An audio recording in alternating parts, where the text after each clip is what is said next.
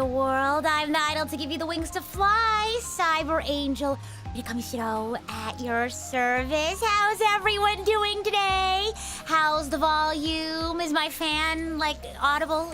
I keep asking that, and you all are like, oh, no, it's not, but I just want to make sure. I just want to double check, because I feel like I move it closer and closer to me every stream. But how's everyone doing? Welcome in, Daraku. Welcome in, DJ, Smiling Dog, Silent Shadow, Luke, Mordred, Nara, Demon Warrior, Rob. Welcome, welcome. TND, Nimby. How's everyone doing today? I'm hungry. I have my dinner with me here, so I'm gonna be eating during some of the cutscenes. If you all don't mind, it's not crunchy today, so no crunchy noises. It's not a chippy snack. It's actually like rice and chicken. Doing goof? Yeah, I think I'm okay. Just hungry. I'm excited for the weekend. I'm gonna be hanging out with my sisters. So today, not only do we have a fun little song cover premiere, we gotta make sure we raid into on time. I also promised my sister I was gonna go pick her up so we can hang out for the weekend. So we have two reasons why we have a little bit of a deadline today. But yeah, if you didn't see it on Twitter or YouTube, I kind of teased it a little bit earlier this week, but I'll be releasing a cover of Melody's arrangement of Carrying the Weight of Life from Perfect Arrange Work. So if you like that song, or if you don't, if you just like good music, tune in for that premiere, which we will raid into once this stream is over. I may or may not move up the premiere if we end up ending stream a little earlier, but we'll play it by ear. We'll see how it goes. And if you're not familiar with Perfect Arrange Works, perfect time for me to plug this. It is a Xeno series fan album. We have 3 episodes of it, 3 albums, if you will. I think technically I'm in all of them, but the first one I only helped out with video footage. The first one I'm sort of involved in musically is the second one. So yeah, be sure to check them out. I have quite a few covers in there. I was also part of the Resonant Union choir. For those who don't know, Resonant Union is the, I guess, music collective that put together Perfect Arrange Works and other awesome fan albums, and also original music as well. So be sure to check them out. Check out Resonant Union, check out Perfect Arrange Works, all that good stuff. But yeah, this arrangement was done by Melody for Perfect Arrange Works, so huge shout out to them for putting together this arrangement and also letting me cover it, and also be in the choir for the song itself. So listen to the cover, listen to the original arrangement on Melody's channel. And yeah.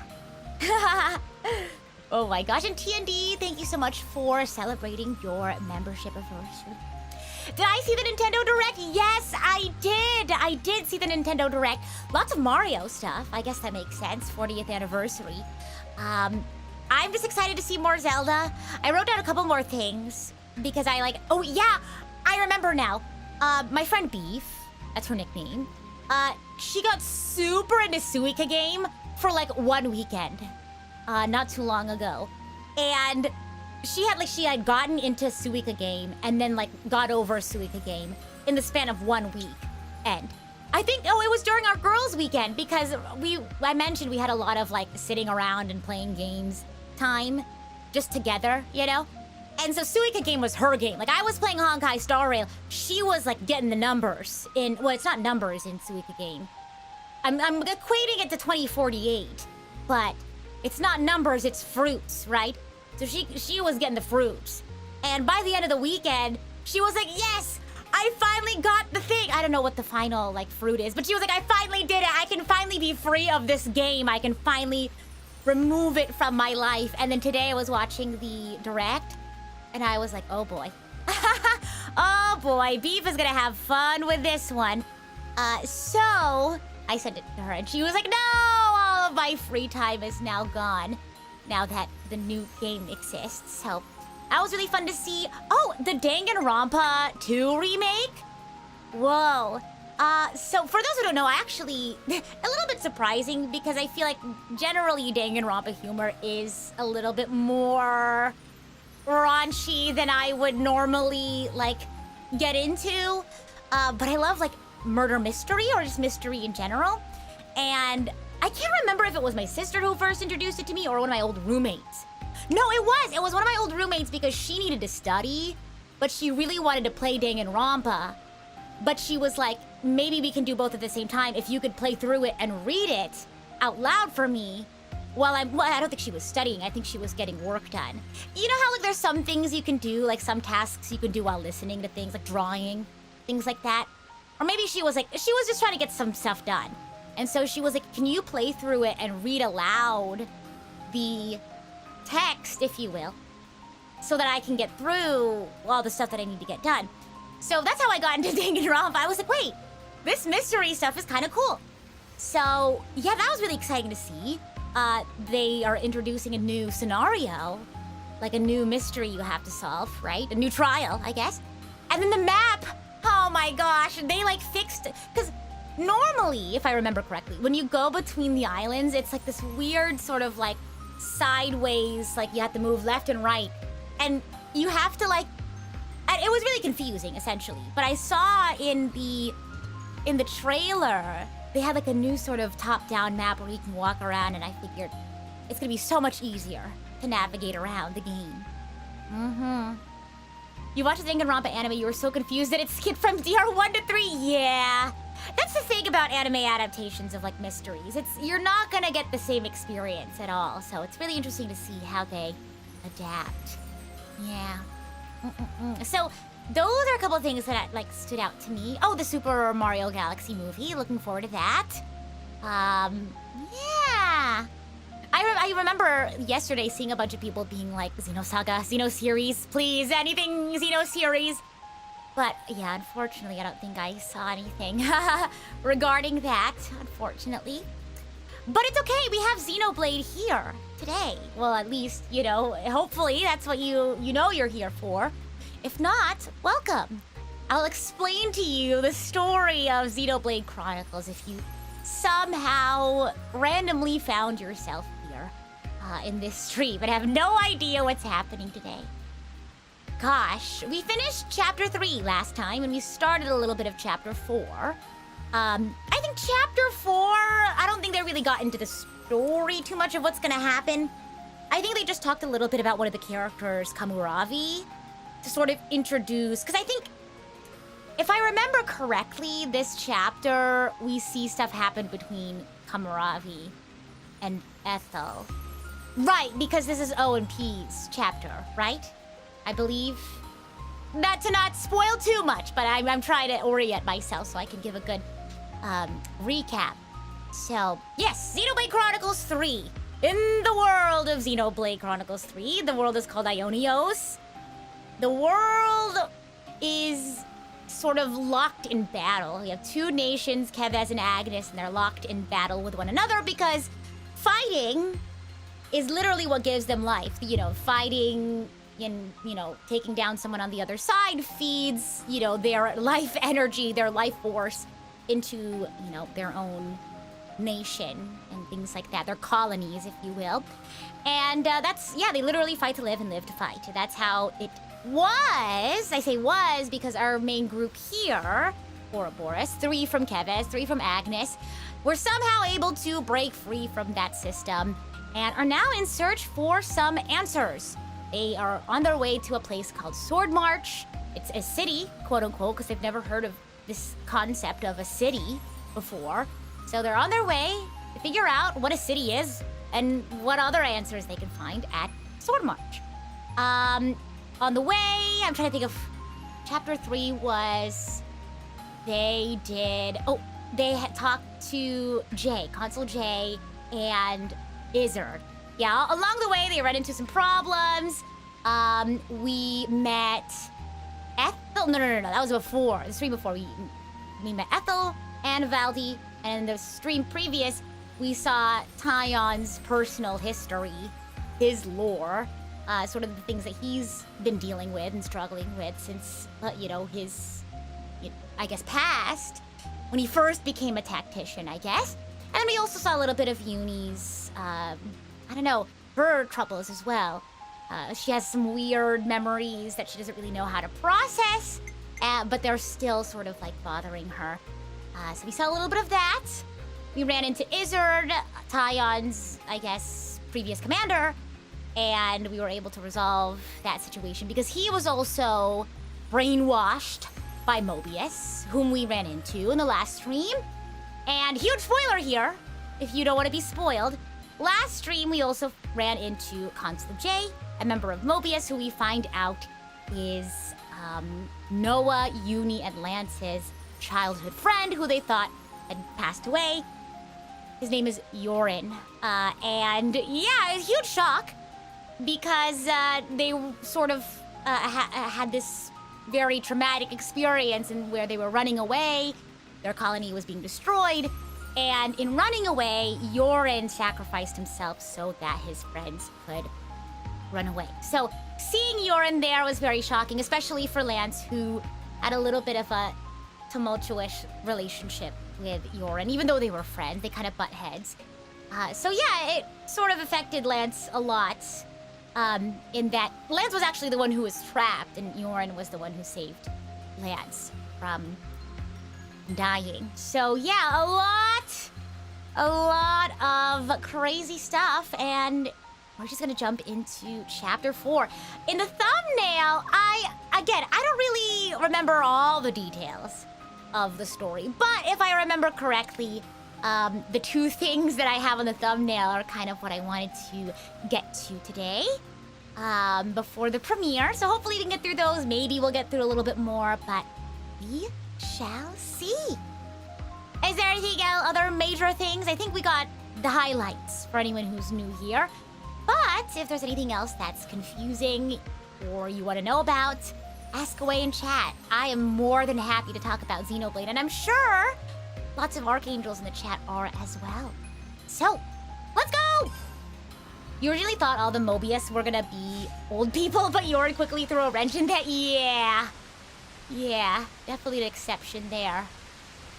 We're gonna pass through the Great Cotte Falls. And of course, let me know if the volume gets too loud. Let me go ahead and make sure that I have my buttons here at the ready. Oh gosh, me when there's a map. Okay, let me see, the destination map. We need to go here. Oh, follow ball, I miss you. Here we go, as wonky as you were, I do miss you. Follow ball, oh follow ball. Where are you, follow ball? Here we go. Let's see, it was nice when it worked, but at least it was there to work in the first place. What the? Maybe I gotta go around. It's time to get lost. That's the best part. Okay, yeah, obviously we're not gonna go through there. I hope it won't slow us down too much. Oh, it's raining in the game. Okay, I guess we'll go back here. Oh, there! Maybe we can go up there and then go across the bridge and then go left? Probably. But yeah, I think my favorite part about Xenoblade, one of my favorite parts about Xenoblade is that the worlds are so fun to run around in. Yes, I am playing as Tyon because Tyon is my favorite character. Oh, wait, there's a... Oh, no, that's the colony. Okay, so... we'll just go this way. Yeah, maybe we can go around. Neon says, on what console did the first Xenoblade come out on, and does one have to play previous titles in order to play to understand what happened to the latest sequels? Okay, Neon, so I can't answer the first question for you, because I don't know. I'm a new Xenoblade fan. I got into Xenoblade about 2 years ago, and then it changed my life. But I can answer the second one for you. Some people might say, you should start from the beginning, right? So you can get all the context. But as someone who started with XC3 and then went back and played, you know, in a non-traditional order, I think you can still enjoy the series if you decide to pick up from any... Honestly, yeah, any Xenoblade. Whichever one, you know, whichever one gets you to play Xenoblade, I guess is what I'm trying to say. Because of course it's like if you don't really know which one you want to start with, and you don't really care, then just start from one, right? But if you kind of have an idea about what the different Xenoblades are like, sort of aesthetically or, you know, story-wise, then pick the one that seems the most appealing and get started with playing Xenoblade, you know what I mean? Because I don't think I would have played Xenoblade, or at least I don't think I would have played Xenoblade, you know, as soon as I did, if it weren't for... Oh, hello, sorry. I interrupted that person's home.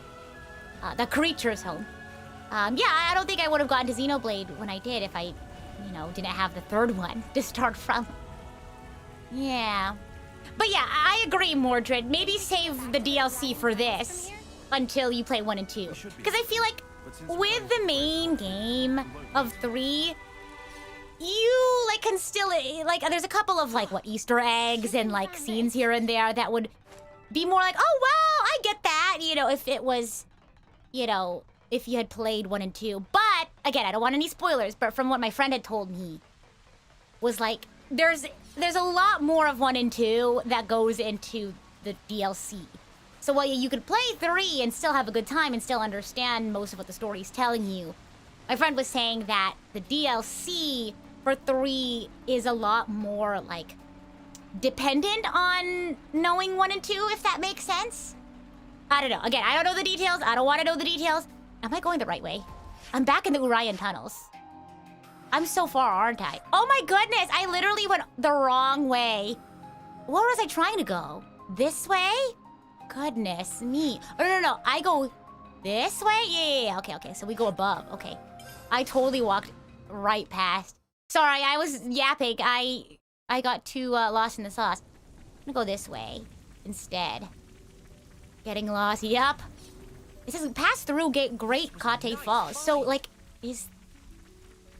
we're going to Maktha Wildwood, so I'm like, where are there foresty stuff? I'm pretty sure it's, like, here. I say pretty sure, and I'm still getting lost, but that is the experience. Why not go on an adventure? Go on an adventure back to where I was. Back home. XP2 Torna is best played after the base game as well. I agree. Yes. Because while it is technically like a prequel, I feel like it makes more sense to play the second, like the base game first. What the? Oh, I know what happens here. Oh, yeah. Here we go. Let's move this up. No, Dargon. No!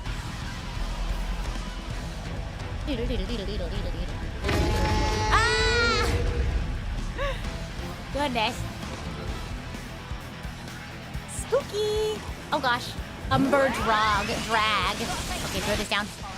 I thought they were gonna be talking. Okay. Oh, and let me stay here. I don't know why. I'm always so inclined to get closer to an enemy. I don't know why. One of my, like, mental quirks about playing games is that, like, the closer I get to an enemy, the more, like, accurate or, like, the more strong my attack will be.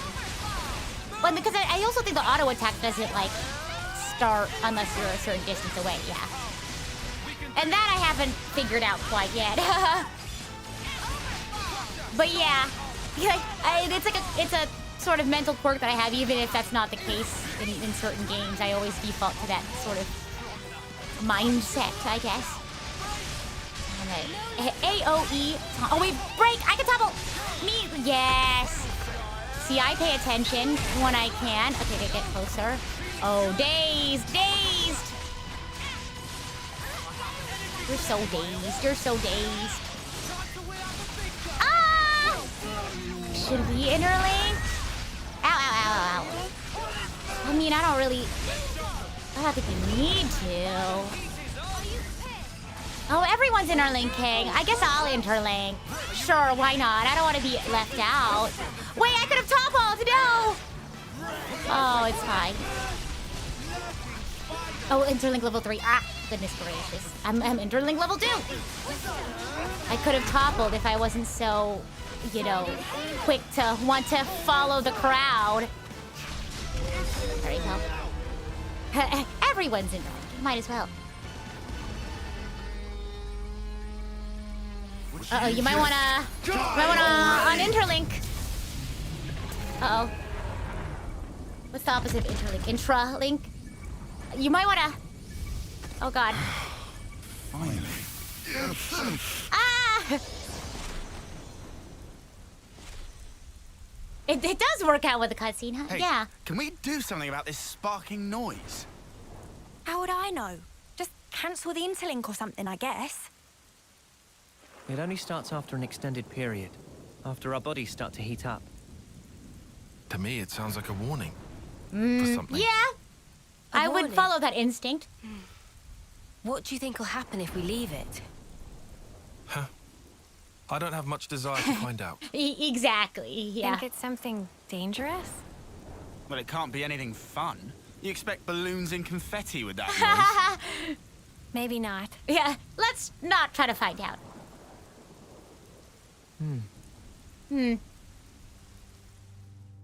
Mood. You ever just contemplate your own existence looking at your hands? Ooh, ominous music! Oh, goodness. Oh, too bad, Jay.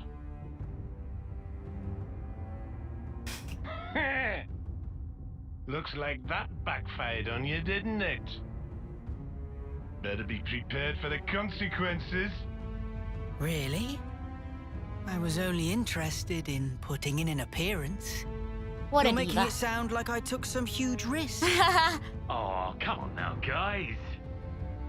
Jay's been on the bench all this time. He just I get wants why to he start might be a little drama. stimulated yeah. by the drama. Well, it was He wants pretty to stir the dramatic, pot. I'll give you that. You seem pleased with yourself. P.O. N wants to see you. Does he now? Uh-oh. Is it our turn to shine? Oh, I was right. Okay, so I this is don't the... know. Oh, and... I've got zero I don't know if idea we'll get what's there, going but- through his brain sometimes. Not even you? I'm sure M could tell you. Now that she's shown herself recently. What could it be? I do hope it's something fun. Let's be off, though. Right, yo! Radio! Oh my gosh. Have a good Right, one. You do! Oh gosh. Oh geez. I've always thought that interlinks were like robots. Yeah, they suddenly became robots. O's helmet looks like an owl's head. Yeah, it does. O for owl. Oh my gosh. Back to the Bad Guys Club. I still think it's so funny that they have their meetings on a stage. It's so dramatic. What are we doing now? Noah says, "Are you tired?" A bit. That last monster was really something. But I can deal with it. Yes, well, in that last battle, we all overused our Ouroboros abilities. I want to avoid interlinking again for a while. Good shout. Couldn't we keep going just without interlinking? That comes with its own risks. Small, but risks nonetheless. I'm just asking you to keep in mind. Sure, whatever. Shall we find somewhere to have a quick rest then? It appears there should be a good place to take a break up ahead. We'll regroup once we get there. Roger that, boss. For the guys, it's like for the voices, it's like Lance and then two of the same voice, just in slightly different, not octaves, slightly different, pitches. Okay, let's see where we're going. So don't get lost again. Oh gosh. Okay, so we just go around town, I think. Bring it around town? No, we're not bringing it around town. Oh, jeez. Okay, rest up at Titan Rock Camp. Okay, maybe this way? I'm just gonna keep going. Maybe there's like a cave or something, or I can go around the waterfall here. Bring it around town. Nope. Okay, well then maybe I just go this way. Across the water.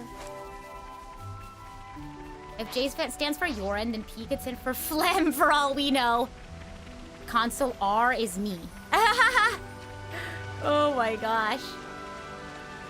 Oh my gosh. Yeah, they have some sort of a tough guy voice for Lance. I'm not trying to do like impressions or anything. I just want to make sure I can, for those who aren't looking at the screen, maybe you're studying or something, just so you can differentiate somewhat who's talking. Sure, let's get into their channel. Why not? We have 92, but might as well get more. P is for pencil, and the helmet is the big eraser. That's fair. Very creative thinking we have going on here. Yeah, bring it around town. Tynan feels more assertive now that he's got his groove back. Yeah, like I feel like he feels more confident in his assertions and his ideas and things like that. So, good for him. Okay, here we go. We did some swimming. Okay, Titan Rock Camp. Already planning tasty din-dins.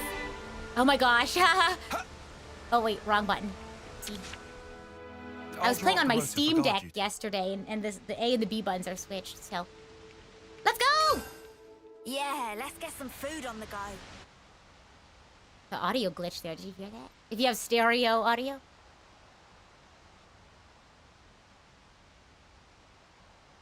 Oh, I'll tell you about the game in a second. There you are. Wait, I love this I part. don't like Maktha, but aren't you on tent duty today? Oh, I'm sorry, I forgot. I'll head back and...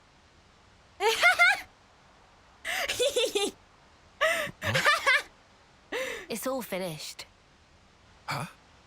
He's like, why did you ask me then? Then what was the point of telling me? Don't you have better things to do? Hey, Oh, you owe us one. I'm just joking. Are you okay? What do you mean, okay? These last Are you few doing days, fine? It's been a lot, right? That's why you're concerned? Yeah, you got it. We were worried. Your problems are our problems. Aw. Just because someone says they're doing okay doesn't mean everything actually is fine with us. Me, truthfully. You know, there's a word for people like you. It's fine. All of you. Busybodies, all of you. Now, Tyan, that is completely uncalled for. Huh? They're like, You oh, two he really left. must be bored stiff. Good grief. Everyone needs to let off steam. Is my life that entertaining to you? I'll allow it. Hey, that watch. Our lifetimes run for 10 years only. But this pocket watch has already lived for longer than that, by being passed from Nimwe's hands to mine. What Guernica said to us on that battlefield. I don't know what you made of it exactly, but frankly, to me, it was a load of nonsense. Not even enough to push us together. But that's changed. If Nimwe's life is represented by her dreams, then in remembering those, I carry her life with me. Aww. Perhaps now, I can give a purpose to my life. She'd live on if I were to pass her dreams on to others, right? Heavy. Also, I've done some thinking. If I had just, say, 10 more years, no, even 5, with just a bit of borrowed time, Aww. how many more memories could I fit inside this little pocket watch? And that's why you're here now. That's half of it. What's the other half then? Oh, well... In fact, Yeah. just forget it. Oh, come on. You've already told us that much. Might as well give us the whole story. This is just not the place or time for it. I also That's really all. like Neo and Tyon's friendship. Lame. Lame. Still, it was a nice chat. Dreams in objects. Huh? What? Thanks, Tyon. We came here to cheer you up a bit and got food for thought instead. Yeah. Oh, sure. Anytime. Neo. Yeah. The way that he looks at her, so precious. Gosh, I love that. I feel like it's a topic that they kind of touch upon in like X as well. Well, not kind of. They do. In the epilogue, where Lynn is talking about like how we live on instead of other people's like memories and like their thoughts. We'll have to climb and up here to exit like the Great Falls area. Hopefully they mean here, as in where I am right If you're now. having a hard time, Mimi, I'll be more than happy to carry you. Hold on, let me not get lost first. Okay, up here. But yeah, that idea of like our lives aren't just, you know, the time that we are here on this earth physically, but if you think about it, it's also, you know, our impact on the world and the people who live on after us. And I don't know, it's like really touching to think about that, right? Thinking about how like Nimue's memories, you know, are passed on to Taion, and he carries those with him in his life, and you know, that sort of guides him and how he lives, and that affects other people and how they live. I don't know, it's like a nice thought. Wait, what are we standing on right now? Hold on. This place not bad. Oh, the Titan! Titan Rock! Whoa! Look! Whoa! A building! What building is this? Look! Whoa! I have an idea. Mr. Krabs, I have an idea. Gosh. But yeah, I like that sort of like idea. I like philosophizing about that. And I like seeing it in games. So I'm glad like X touched upon it. I'm glad it's here in this game too. Because they talk about legacy in lots of ways, right? Because I think a lot of people think of legacy just in like having children or something, or like leaving behind something like tangible, like I don't know, naming a building after yourself, something like that, right? But you know, impact or legacy comes in so many intangible ways as well. Like, do you leave the world a better place, right? When going out of it as you did going in, right? Like, did you make a positive change? Did you not have a negative impact? You know what I mean? Gosh.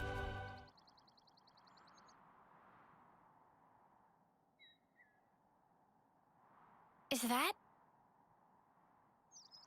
Whoa! That's Keves Castle, all right? First time seeing it. Yeah. Same level of elaborate as Castle of Agnes.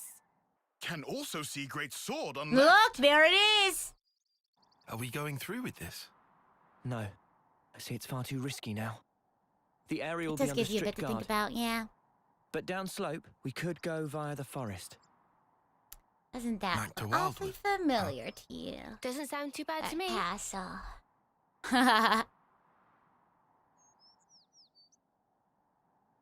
Look! Interesting. What a sight to behold indeed. Dun, dun, dun, dun, dun, dun. Loading, loading. Loading, loading. Uh-oh. Ah, yeah, so Ethel went to the castle to give her report. Because they needed, like, supplies and stuff. But they broke the flame clock, so she couldn't call in. So she has to go in person for the report, is what's I had an happening. audience with the Queen. She had come in person to the war front. Ethel and her colony had been freed from the sort of system that the world exists in by Noah and friends. But unfortunately, because of that, she has to go and make her report in person rather than call in. So, for anyone who's new, who doesn't know what's going on. Uh-oh. What's the worst that can happen? Right? Gosh.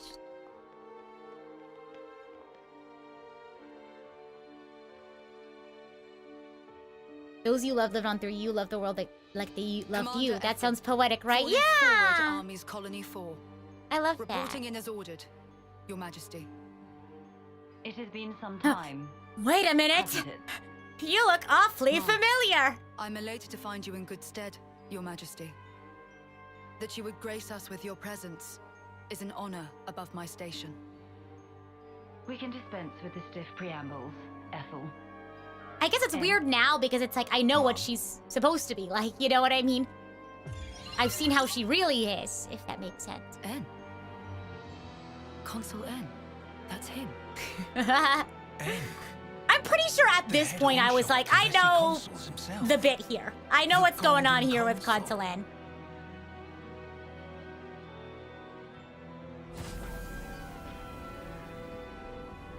N.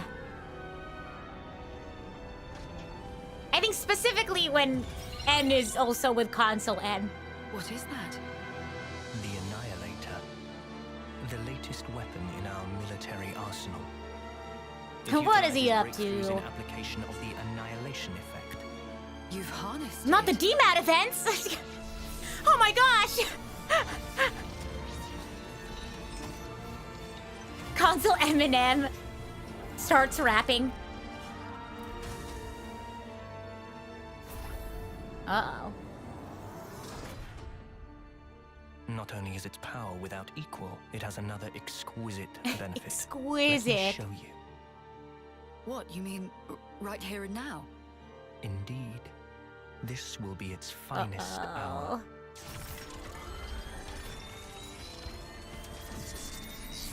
Ah! The Orion Mountains. No! A terrible shame. Her Majesty has a soft spot for them.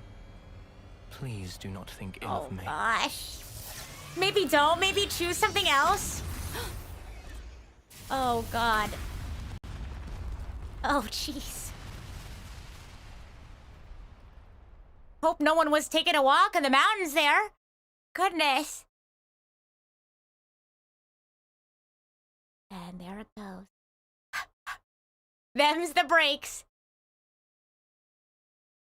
Did he just make a mini Death Star? Well, technically there's nothing there anymore. Oh, jeez. Ah! Wait, we were walking there. Oh my goodness. Just thunder, innit? Ah! Brighter than any lightning I've ever seen. Still ringing in ears. Where did the light come from? No idea. But this can't That could have be been us, yeah, if we didn't take a rest. That could have been us.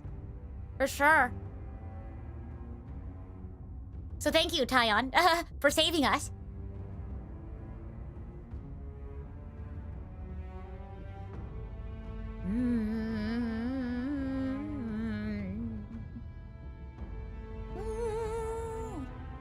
What incredible power. Its effective range has no discernible limit whatsoever. What are you? I'm saying He's an like, I attack can like the one you do the just same thing witnessed anywhere. Can be delivered anywhere. What are So you need getting to at? use this weapon against Agnes. If you were to use this, then what about the clocks? Who said anything about using it on Agnes? Make it make sense. The Goodness. next target will be this. Ah! Wait a minute, that looks familiar. Uh-oh. That's her colony. So, not good, essentially. Basically, they threatened to destroy the colony that they're from. So, yeah, not great. Not great at all. Goodness. May the Schwartz be with you? Isn't there like a scientific, it's like the Schwarzschild radius? Do I have that right? Okay, I know what this is. Is it? Am I thinking of the right thing? I love random like science facts. But this is the Schwarzschild radius. I'm trying to think. I'm trying to remember. It's like the distance by which like light yes. Like mass becomes so strong that light can't like escape. It's like a black hole or something. Something like that? Right? Do I have that right? Anyway, sorry. I got reminded of random science fact. But, yeah. Goodness. Crazy. That's the Roche limit? I've never heard of that term before. Roche limit. Okay, hold on. Roche limit, also called the Roche radius, is the distance from a celestial body within which a second celestial body, held together only by its own force of gravity, will disintegrate because the first body's tidal forces exceed. No! I think it's like, it's like how small or big can something be and have the same mass or whatever before it's like the concentration is so strong and like light can't escape. Something like that. Is that right? Yeah. It's how close... The Roche limit is how close planets can get before they collapse. Yeah. Let me see. Let me go back to the Wikipedia page. Or... I wonder if I could get to the Schwarzschild radius from the Roche limit Wikipedia. Have you guys ever done that? The Wikipedia finding game? Where it's like you start on... Because I'm on the Roche limit Wikipedia page right now. And then you find your way to another Wikipedia page. I wonder if I can make my way to Schwarzschild radius from here. I don't know. We're not going to play that right now. We have to make our way to Maktha Wildwood. Here's a goodie. Here's a goodie. Yeah. Let's go. Yeah, that castle looks awfully familiar. That Keves castle. You're correct, it's the radius of an object in a flat space where its surface area is equal to that of its event horizon. Yeah! We'd best be on the lookout. Pretty sure it was like a Vsauce video or something that I heard that Herman. Oh, I think... Is this the scene that I think it is? Oh, yes! Watch the moss, it guys. is! Mind you don't slip! Oh, my. He says, falling flat on his ass himself. Oh, yeah. Bloody hilarious. You're always taking the mick out of me. Noah. Huh? Did you say something? He was focusing on something else. Don't come Relatable crying if content. you fool. You seem like you're a million miles away. Me? Lot on your mind? Me all the time. Yeah, kinda. Aww. Oh no! Careful! Mio! Thank you. Are you okay? Aw. Yeah, I just lost my footing for a second. I'm okay. For now. Oh. I'm okay. For now? Are you not feeling 100%? Nah, nothing like that. I'm totally fine, promise. Remember the previous I just conversation? missed my footing. Remember the previous conversation where, like, Mio and Noah were talking to Tyon, and they were like, you know, you'll ask someone if they're okay, and then they'll say they're, you know, okay, but they're not actually okay. That happens. You're literally doing the exact same thing. And I'm not saying that, like, that's a, you know, bad or wrong thing or whatever. I feel like it's just a natural, like, tendency for a lot of people, especially for someone like Mio, who, again, her whole thing that she's struggling with is that she's tired of her, and you'll kind of see this more as the game progresses. She's sort of, like, tired of people having to sacrifice for her or, you know, be burdened by her, right? And I think that's a big reason why a lot of people who are, you know, maybe not okay or maybe not fine, tend to brush it off like, oh, I'm fine, it's okay, don't worry about it. It's often because, you know, we don't want to burden somebody else, we don't really want to get into it, that sort of deal, I guess. So, yeah, it's interesting to see how Mio mirrored that earlier conversation, because she's very much not okay.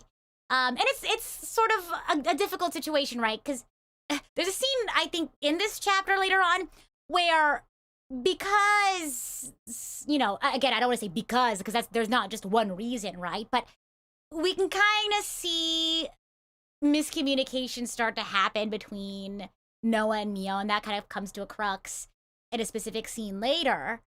But yeah, it's really difficult because I think the way that Noah, you know, perceives other people and their emotions and the way that Mio, you know, expresses, or it's very different. And, you know, there's not really like a right or wrong way to do it, but, you know, they're able to sort of move past a lot of their misunderstandings. But we'll get there. I hope we get there. We'll see. We'll see what we have time for today. I have a lot to talk about. I love this game, and I love a lot of the things that they say. So I'm going to continue. We'll keep going. if you start feeling worse, just say. I don't want you hiding it. You're a kind man, aren't you? I'm just being polite. Aww.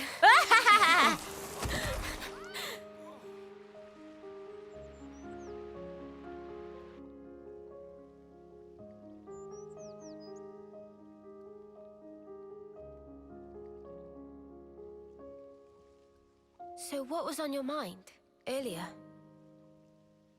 Yeah, that light. I was wondering if it had anything to do with us. You think maybe... could it have been something that Moebius did? Huh? We know that they're hunting us. Tyon, you told us before that our consuls were actually the same. Yeah, I did say that. After that, nobody said so, but we were all thinking it. The war between Agnes and Kevez and the consuls. Or rather, Moebius. They must be connected somehow.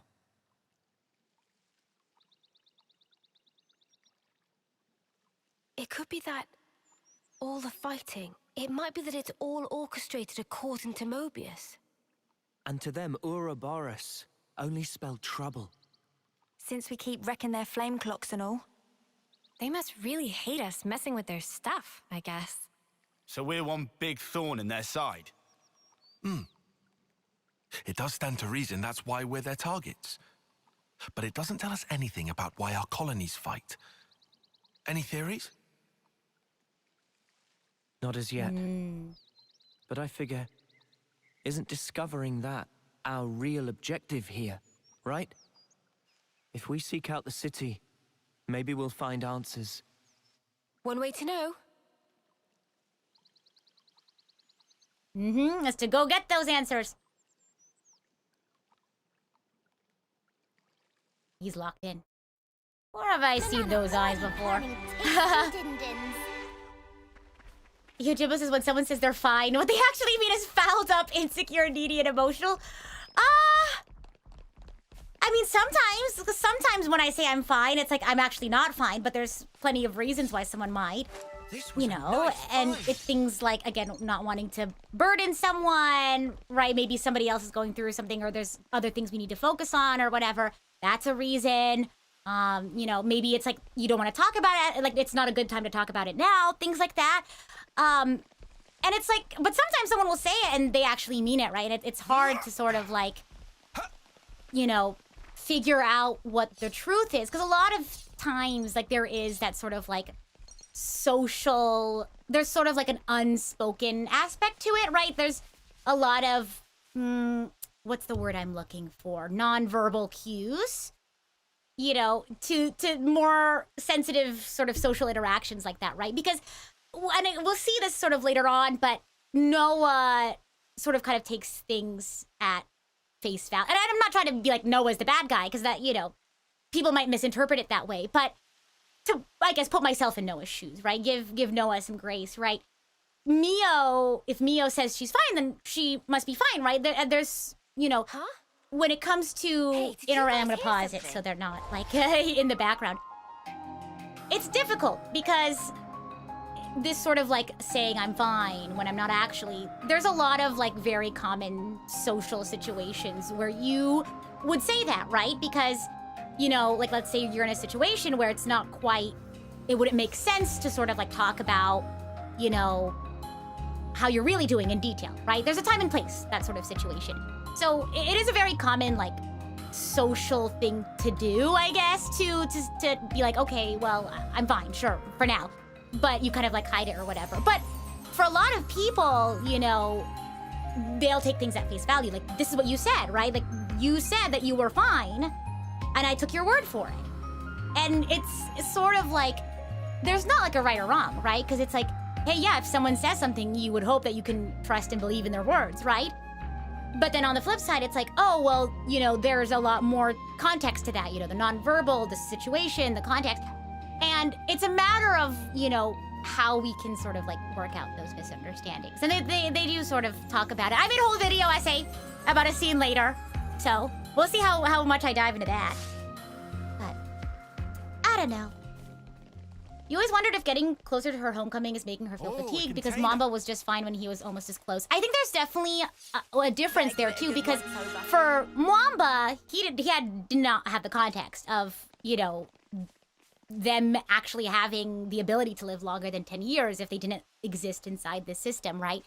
Whereas Mio now has that context of I'm getting closer and closer to this death day, I guess, this homecoming, when I now know that I could potentially have the ability to live longer. And I think that difference in understanding is what's giving her anxiety. And she's sort of having to deal with that, right? This entire time. So, yeah, it's tough stuff.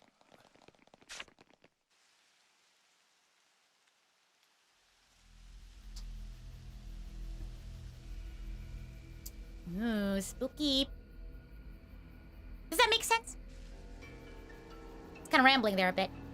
Maktha Wildwood. I remember there's a whole part of Maktha Wildwood I did not discover for the longest time. Man, those Moebius I'll tell you guys about it later. They make my feathers stand on end. Ending people's lives like it doesn't matter. Oh, what a sick joke. Their word for people like that? Know what Nopon say? This is a good one. This is a good conversation. No idea. Tell us. Supervillain pon. Riku, what Everyone does lock that in. mean then? I'll talk about it after. It be the extreme bad guy. Ah, I think I get it. Meme? What's up, Manana? Then, Onoa and Mio and friends, supervillain pon. You're labeling us? Labeling. Because friends used to end lives also. That not make them supervillain pon? I mean, it's not like we ever had a choice or anything. It was them or us. So when no choice, not fall under definition then. None of us ever fought because we wanted to. It's just how it worked. How people worked. And the world. So, world is supervillain pon. Huh? Since it make everyone do nasty things. World is bad guy. The world is bad. Huh, I never thought of it like that. Now that you mention it, what in the world are we even here for?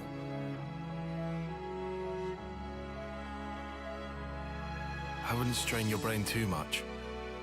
Sounds like you have. What gave you that idea? Cut the snark, just tell me. The end point of it is suicide. So what? If you don't want to hurt others, you'll end up denying your own right to survive. We'll elaborate on this Eventually, after. you come to the conclusion that the world may well be better off without your presence. The only resolution, then, is to erase the self. To die. See? Pointless. Isn't that taking it too far? The world doesn't just vanish because you've closed your eyes. Snaps to that. Snaps to that. What? The moon. Think about it. We'll talk about it, Cass. We'll Why talk is about it it in a minute. that the moon shines? Just because we're watching? Of course not. Snaps to that. Even if humans were gone, it would shine on, illuminating the land beneath. And yet, we're the ones that give meaning to it. Mm-hmm. We say Snaps. bit dim tonight, or looks brighter than usual, eh? Similarly, we can now imbue the world with meaning or change it. It's a privilege we were lucky to obtain. And that's the power of Ouroboros. We're obliged to use it. We can make a difference.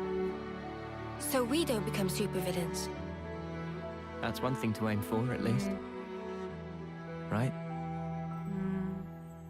I think the scene is over. I'll pause it. We can talk about it. I love that scene. I love that scene because it's such an important scene that talks about one of the very core themes of Xenoblade Chronicles 3, which is like systemic evil or systemic injustices, right? So we're gonna go start from the very beginning of that. There was a lot to unpack there. I kind of like wrote down the main things I wanted to talk about just now. That's why I was really quiet, sorry.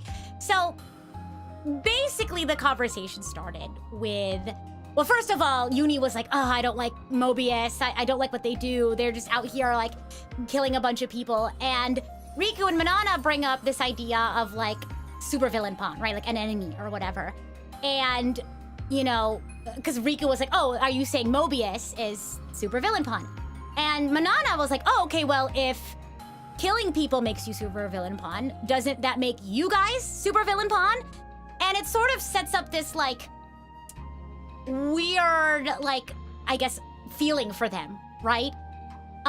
Because if you look at it like face value, if you look at it at just, you know, what Riku and Manana were talking about, it's like, yeah, that would make sense, right? But then you start digging into sort of understanding that, you know, there's a larger issue. Because I forgot who brings it up, but maybe it was Manana?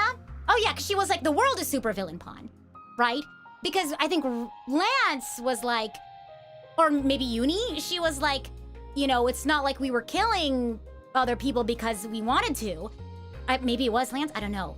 Lance was saying we were fighting each other because we had to, because the world sort of made us do that, right? That's all we knew. That's sort of the society that we were raised in, I guess. And so Manana was like, oh, okay. So it's not you guys, it's not, you know, these people fighting, it's the world itself that is supervillain pawn.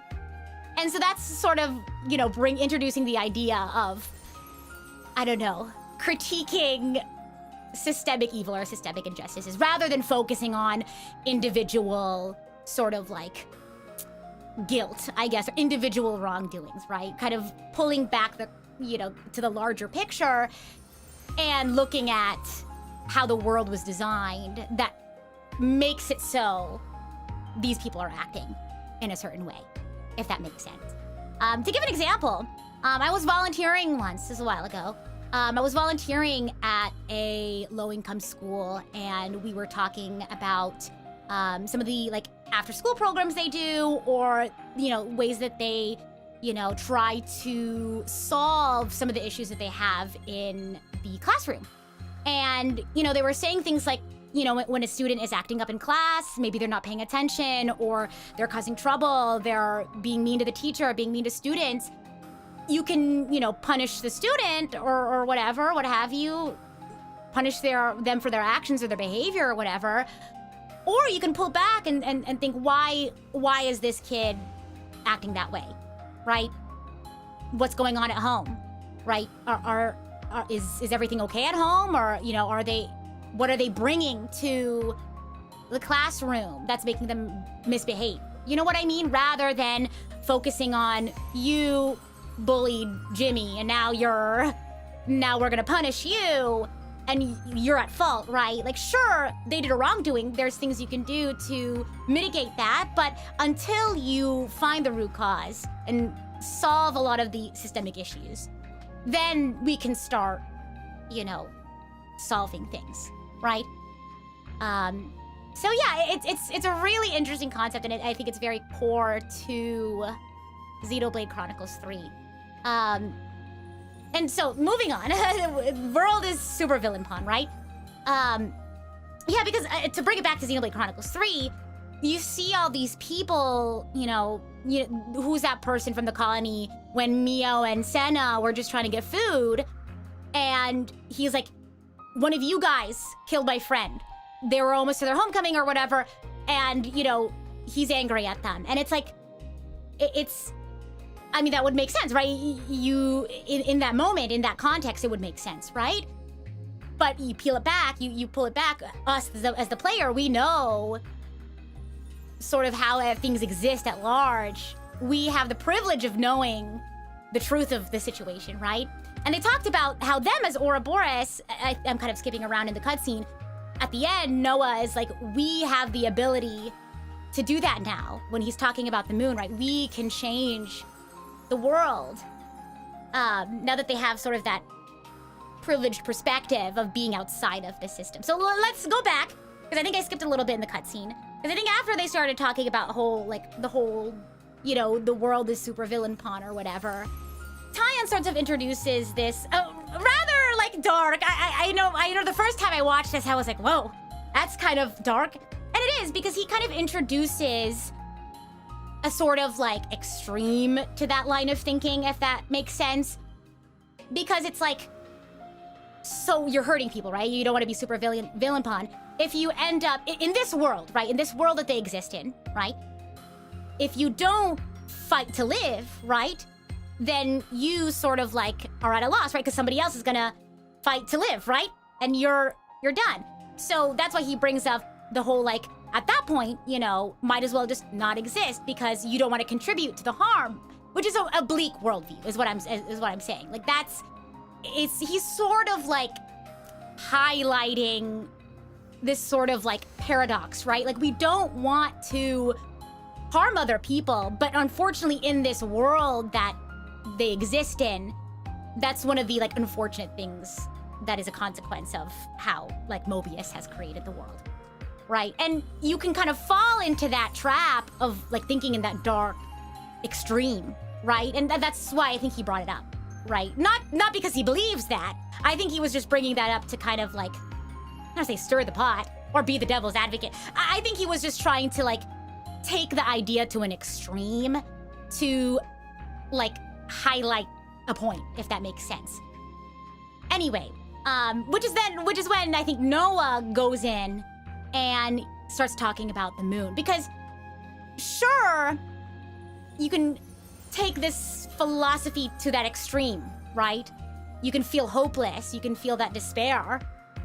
But then you can kind of, I guess, like challenge that thinking with the metaphor that, or is it simile? I think it's metaphor, that Noah talks about with the moon, right? What does he say? It's like, the moon will shine even if like we're not there to see it or something like that, even if our eyes are closed or whatever. And he brings up that, or I guess the point, what I'm trying to say is, I think the point he's trying to make there is that the world, I guess, like the natural world, if that makes sense, isn't good or evil. The natural world inherently isn't good or evil. It's how we make it, if that makes sense. It's how we define and shape the world. Similar to what he was saying about the moon, we could say things like, oh, it's nice out, isn't it? This moon is shining. Or, hey, where's the moon? It's pretty dark out, isn't it? The natural world doesn't have, there's not like a natural way things are, right? You know, it's not like the way the world is naturally is that, you know, Agnes and Keves have to fight each other. That's not the case. That was shaped by Moebius. And what makes Ouroboros special and why they're the heroes, right, is that they've been removed from this system, right? They have the ability to act outside of it, right? They're not sort of beholden to it. They have this privilege now of being able to see outside of this sort of small world that Moebius has created for people in Keves and Agnes. And I think sort of how they end this conversation is like, yeah, because Mio was like, so then we don't become supervillain pawn. And it's really like what you do with that, I guess, like ability to reshape, redefine, whatever, the world. Because that's the position that Ouroboros is in. They can do that now. They're not sort of, what am I trying to say? They don't have to constantly live day by day trying to fight to live to fight. Like, unfortunately, their friends have to do. It's a very real day-to-day thing that they have to deal with and struggle with. But for them, again, they don't have to worry about that anymore. That's a privilege that they have now as Ouroboros. So now that they don't have to, again, worry day by day if they're gonna live or die, they can do something about it, right? And they could be like Moebius, who, again, exist outside of that system that they created and benefit from.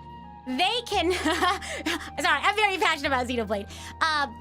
Ouroboros now has the option to go down the route that Moebius did, right? They can sit back, relax. They don't have to do anything. Or they can go in now with the powers that they have and the knowledge that they have to shape the world how they want to see it and how they want it to be. If that makes sense. And that's how you don't become supervillain pawn. And Noah, I think, was like, yeah, that's what we're gonna try to do. Right? And I love that they added that line because it's not easy. There's not...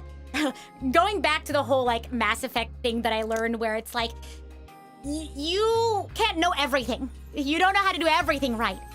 So you're gonna make mistakes. And you might end up doing things that hurt people, but it's like, they're trying. They're doing their best with what they know and things like that. But anyway, isn't that so cool?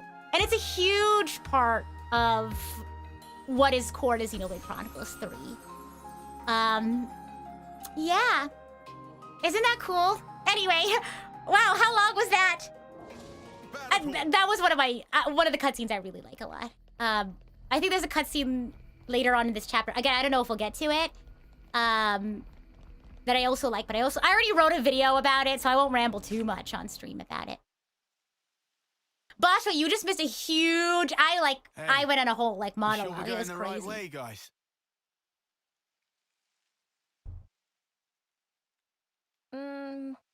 Well, it's a path, at least.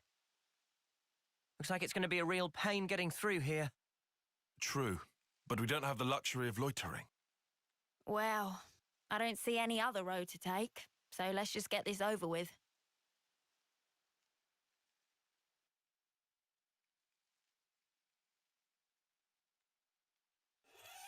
Ah, yeah! Woohoo! Judy, look out! Look out! I remember the first time I was watching this, I was like, are they gonna interlink? Because, like, in my head, I remembered, like, when Uni was interlinking with, or when Taion was interlinking with Uni, she, like, jumped to, like, push him out of the way. And so in my head, I was like, wait, they can interlink too? Like, it's not just, like, a one-to-one thing. Like, you can interlink with anyone, but I was disappointed. I was like, oh, I thought they could all interlink with each other. But anyway. Yeah, Juniper!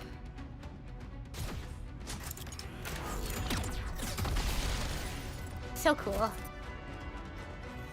I love their outfit too.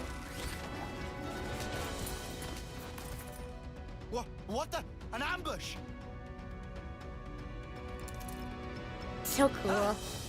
Weapons! Quick! Quick! Yeah, their outfit's so cool though. I feel like this is another one where, like, I think it looks good on a lot of people, outfit-wise.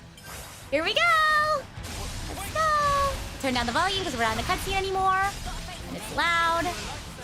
Oh, wait, I can topple. Wait, let me topple. There we go. Okay, well, I tried. Am I even on the... Okay, hold on, Ola. Loud. Sorry, 1 second. Okay. Gosh, I love Xenoblade. I love games that make you think, you know? It's just like, it makes me... it's such a good way to think about, like, issues or problems or, like, things, honestly, like, that you... I don't know, I feel like that's what I love about games and anime, because they can talk about things that are difficult to think about or difficult to talk about. Maybe, like, they make you uncomfortable, but you can sort of explore these ideas in a way that's digestible. You know what I mean? Because sometimes it's so hard to remove yourself from, like, your current situation. Maybe you're going through something. It's so hard to remove yourself from that and, like, go into it without, like, a bias or anything. Like, oh gosh, you know, being the worst critic of yourself if, again, the situation that you're going through is a personal situation, whatever it might be. But if you put into a game or put into an anime, you can have a little bit more of, like, a neutral seat, right? If you see a character going through what you're going through, instead of you being like, oh gosh, why am I so lazy, or why can't I do that? Instead, you look at a character and you're like, oh, I like this character, and you notice they have similar things as you, and you're like, hey, why can't I extend that grace to myself? You know?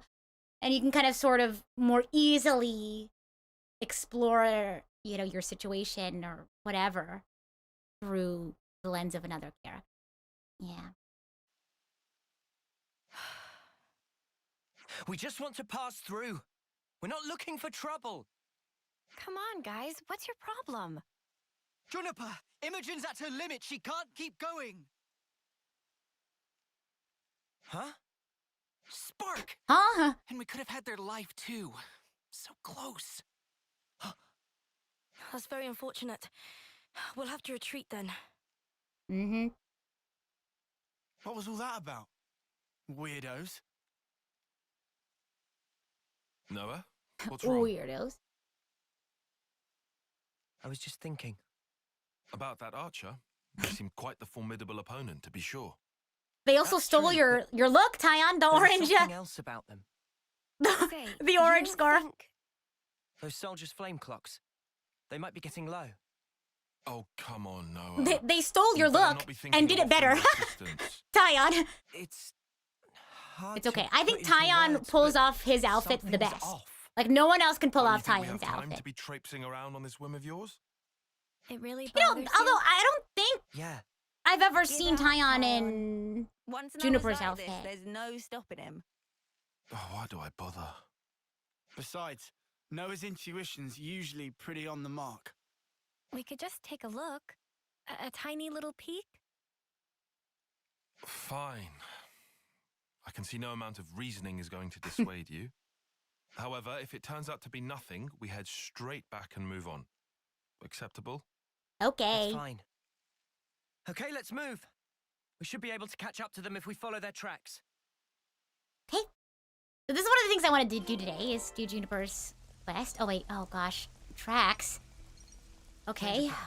Change of plans. Okay, change it. Yeah, we're not actually having a change of plans. No. I guess I gotta... You know how folks are when their flame clock runs low. I forget how this works. I don't know, how do I do this? Do I just click follow? Oh, the interact. Okay, the interact button didn't show up. That's why I was confused. Because normally, yeah, this is what I was looking for. Then you just follow these footsteps.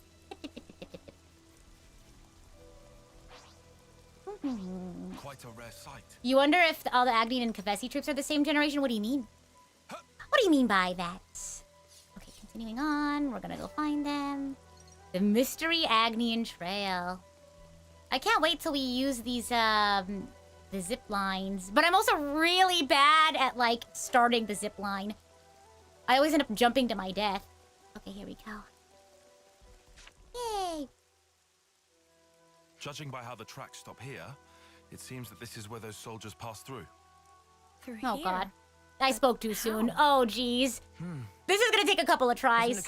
Unless I go really slowly. Yeah, I can't see us getting across there anytime soon. You love Juniper's quest and Colony. We It's could so always different take from a all the detour. others. Yeah! Look, this way. I agree.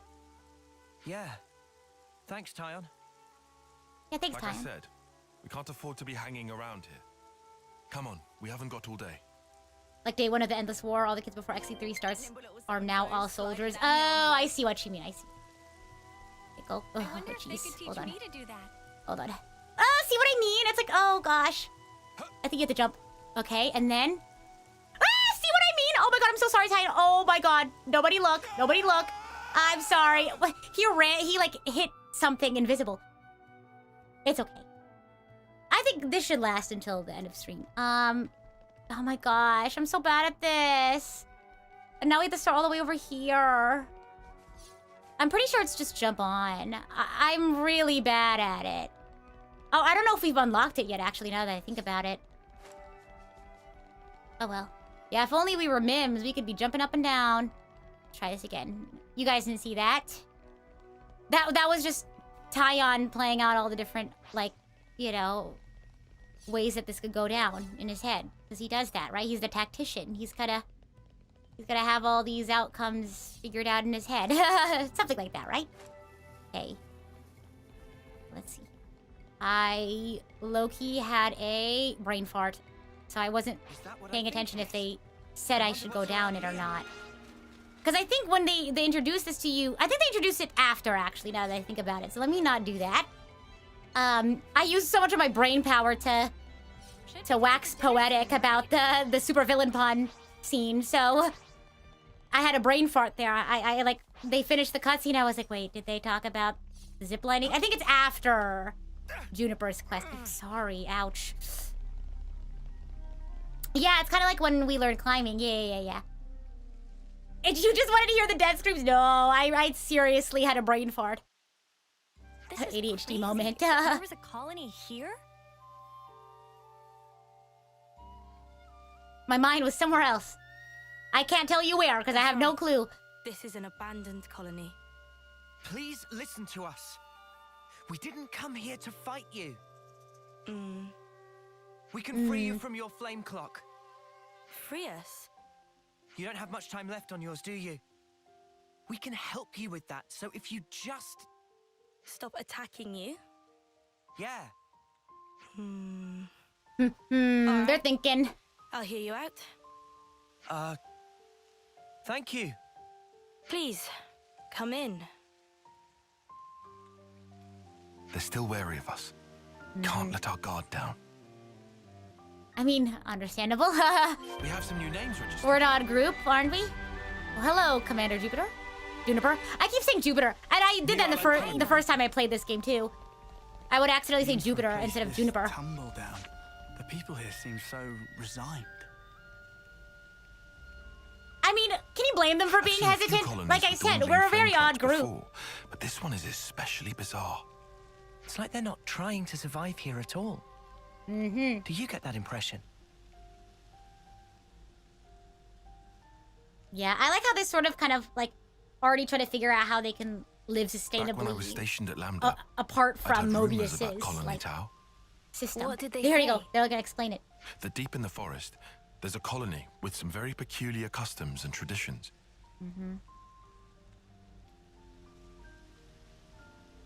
This is my first time seeing it in reality, but I never expected it to be so run down.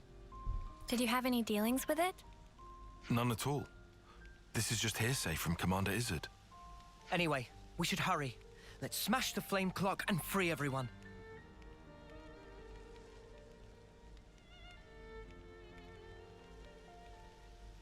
It being an abandoned colony, we are continually starved of sufficient life sources. Wait. Are you the commander? That's right. Sorry, I failed to tell you before. I am Juniper, and it's my job to lead Colony Tau. If that's so, then surely you must know who we are. I'm afraid I know nothing. Ah. We have no need of such information. Juniper told us we'd welcome you in, whoever you might turn out to be. So, that's the rule. We don't ask questions. But you attacked us back there. It was just a vibe scouts check. told us about some monsters in the forest they've never seen before. So, we sent them out on a hunt. But then they bumped into you en route. You think the consul here just stopped caring? I think that's what it was. You out of the way Yeah, first. something like that. Though, contrary to our plan, we were made to retreat. Oh yeah? What about your consul? Where are they hiding? I told you, this is an abandoned colony. Our consul rarely visits us.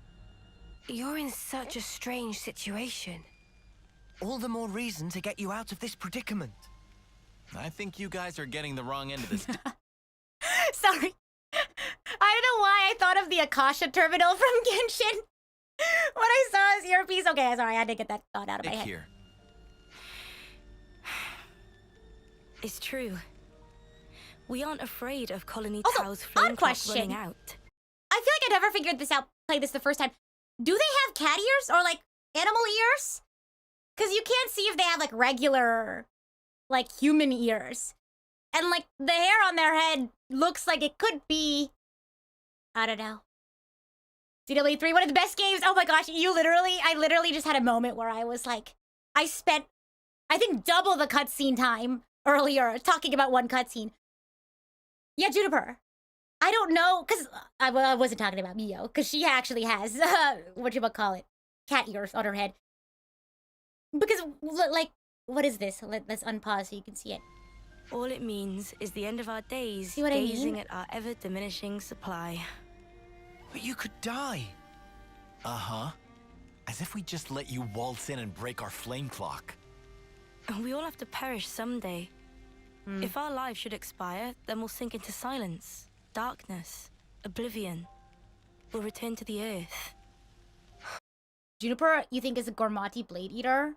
And we can see the core crystal in their art? Wait, where? On the thigh or shoulder. Okay. Cool. I hate how it's impossible to answer stuff without spoiling it. Well, I do have a spoiler tag at the bottom, but it's only for future redeemed. I think that a lot of my audience maybe also hasn't seen Xenoblade Chronicles 3 yet because they watched me stream 1 and 2 for the first time. And this is the only game of the series that I'm streaming that I have played before streaming, if that makes sense. So I can sort of talk about spoilers wherever I want. So fair warning to anyone out there, this may or may not be spoiler free. I'll do my best to not. But the only thing I'm not allowing is future redeemed spoilers. So continue on. Yes, but you can't just... The land will take us, and we will simply Do Juniper's pants look be- familiar? Oh, wait! That's how it They're a is at Colony salvager. Tau. No one will Reminds ever me think of Rex's us, and yet outfit. here we are. Slowly but surely, we are withering. We don't always find the nutrition that we need to live. If Colony Tau cannot accumulate the vital flames it needs, then it proves only that we were too weak. And in nature, the weak are destined to perish. The logic would dictate that nature is pushing you to become stronger. If we set you free, you won't have to worry about all this crap. We neither worry nor fear for what may come to pass. We've already lost so many of our friends and allies. And every time we return their bodies to the earth, such will be our fate. What's the point of fearing the inevitable? We know we're gonna die. What's wrong with us living the way we always have? But how do you live without hope? It will spell the end of the story that our predecessors weaved for generations. A tale cut short. I won't argue that it feels a little melancholy. In that sense, if we were to be freed from the flame clock, then... Oh, they Juniper, ran in! Bad news! Tell God. me. The monsters are coming straight for the colony, and they already took one of us down. I remember the quest. They came all the way here. We'll join you. I'm remembering the Tau We Turkin have some new Alliance names thing. registered. And going back to the story I was saying, for the longest time I didn't realize the lower Maktha Wildwood existed. And I kept farming for the things that you needed in the Tau Turkin Alliance quest. Juniper, we need Because I orders. chose to go This through is with the perfectly Alliance. fine. Rather We'll defeat than them right here. like attacking the Turkin. Juniper. But it took me so long to What? gather everything, and almost at the very end, I had later. like 5 left We'll of the back you pickups. Or something. Thank you. I'll fight The to things I best had to of my ability collect. as well. And I was like, there's a Here we lower go. Maktha Wildwood that has more of what I need? So it was hilarious. It was so funny. We have some new names registered. We all did that. Okay, I'm glad. I'm glad it's a universal experience. Oh my god. See, you gotta let me go through all the sort of like rite of passages. That's why we don't backseat. Right? I have to go through the rite of passage as a Xenoblade fan. And for those who are popping in, I am overleveled. This is my first time doing a new game plus ever. So I'm kind of just coasting right now. I'm more of a story enjoyer anyway, so I don't mind coasting for at least a little bit. We'll lock in later, the closer we get to Origin and all that. I still need to buy the DLC. I haven't done that yet. Rule 5, can you tell us? For real. You need the... Oh, okay. Well, I guess it doesn't matter that I didn't get to topple. Where is it? Oh, wait, I just used my topple art. It's okay. Well, good thing somebody else got it. No.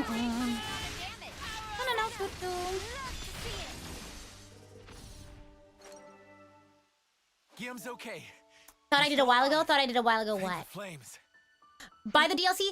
No. I bought the DLC for 2. The thing about 3, so again, for those who are new here, this is actually not my copy of 3. It's my friend's copy. I started playing Xenoblade Chronicles 3 2 years ago. That's where my, journey started with Xenoblade. Because I got it in a game trade with a friend. So the copy that I traded out, I still don't have. But hey, I got Xenoblade Chronicles 3. They never asked for the game back. So I'm coasting for now. If they ask for it back, I will give it to them back. But I don't know how like the DLCs work. Like, do I need to buy it? If they didn't buy it, I actually don't know if they bought it or not. Like, I don't know how that works. So, how many hours of playtime do you have? Not a lot, comparatively speaking. Like, I think I have my most play hours in X. I zoomed through the end of 3 because I wanted to know how the story ends. So glad we made it in time. I'm so glad. Okay, so I do have to buy the DLC, yeah. Again, accept my thanks. I have 2 We couldn't Nintendo have done accounts. this without you. A US account and a Don't JP worry account. about it. I have the JP account one because of Prism. I suppose it's strange of me to talk about the laws of nature when I fear losing my friends. Not at all. Honestly, that seems like the most natural thing of all. I feel like one thing that I like about this colony and like the vibes and I guess like the overall like sort of story and how they live, we just came out of a cutscene where we talked about, again, a really core part of Xenoblade 3, which is systemic injustice or systemic evil, right? And how the world, the quote-unquote world is supervillain pawn, right? Or rather, the world that Moebius had crafted is supervillain pawn. And Ouroboros now, who has the power that they do, the ability to sort of exist outside of the system, now has the ability to change, right? So they're going around, freeing people from their flame clocks, again, because they have that privilege to be able to do that. Because they don't have to live day by day, fighting to live, living to fight. But then we go to Colony Tau, and they're like, we can free your flame clock, right? And I don't know, I feel like they kind of highlight that for a lot of people, like, it's hard to just zoom out and focus on the bigger picture sometimes, because it's very real people having very real experiences in the now, in the today, right? And it's hard to ask people to, I don't know, it's just like, sure, there's a bigger picture, right? Sure, there is, there's sacrifices that we can, take to try to create a better world, right? But I feel like there's, nuance to that, right? Colony Tau is just trying to get by, right? They're trying to live day by day, right? And so that they need to focus on that. You know what I mean? And I don't know, I think that's really cool. I think it's a very real look into how these sorts of things work, right? Because I feel like there's a balance, right? Between understanding that there is a bigger picture that, we have to work towards, but also understanding that sort of in the micro, right? In the day-to-day experiences, there are very real people having real experiences, suffering and trying to live and, live day by day, not die and things like that. And they have things they need to worry about. And, breaking their flame clock would just make things, would make a hassle. Things would be, I don't know, if that makes sense. And obviously there's something to be said about like disturbing the status quo so that you can change, the world. But I don't know. If you focus too much on the bigger picture, then you deny, people's experiences and their feelings and things like that. And again, it's a fine line, right? Rather not a fine line, but there's nuance there, is what I'm trying to say. Cool. Continuing on. When you told me that you would release us from the flame clock, come on, you could last longer. We have like an hour left. You really were telling the truth. Of stream, because we're gonna raid into my cover of Carrying the Weight of Life. At the same time, I began to hate the fact that I was looking for a way out. Looking up at our clock, seeing the life ebbing away. I'd already accepted my fate. Yeah, letting go of that status quo, wretched. I literally just said. After so long, I was scared of what might happen if we did. Juniper. Noah, your words at the time seemed so appealing to me. I could not destroy the collective efforts that became the colony and everything it represents with my own 2 hands. But then you said you would destroy it for us. We'd be guilt-free. If that isn't appealing, then what is? You must have been aware of how tragic it is to simply await death. That's why you invited us, isn't it? Even now, I'm not afraid of dying. But I hated the idea of losing those I hold dear. I can see you having an existential debate with Renoir from Expedition 33. I need to play that game. I remember what you told me, and for a brief moment, I felt the grip of fear. I felt so weak and helpless, yet at the same time, I didn't want to let go of my dear friend. So I must have closed myself off. I stopped thinking, closed my eyes, and covered my ears. Perhaps I was simply waiting for the inevitable release. I'm so Even lost. so, we have to keep thinking. That's right. Even if there are things we'd rather not see, we still need to look. I feel like that's why 3 is my And breaking favorite. out of I just your get so shell, locked in. The scrambling story is in like, desperation for a way to escape despair. That's not what I call being weak. real. You've defended this place for so long. Why? Because you're strong. Yeah! And once you're no longer shackled by the rules of the flame clock, you can accept a different reality. Real. You can become stronger still. Real. I know it. We can. You can. It won't be easy, far from it. But we'll help you. Juniper, it's your call. We've made it this far thanks to you. Yes, I suppose so. If there is a possibility that you can release us from the cock, then yeah. Please. And if not, it's not like anything's changed. Very true. If you can't break it, I can live with that too. Nothing changes without a reason, without a cause. Perhaps this event will teach me to see things in a new light. Yay!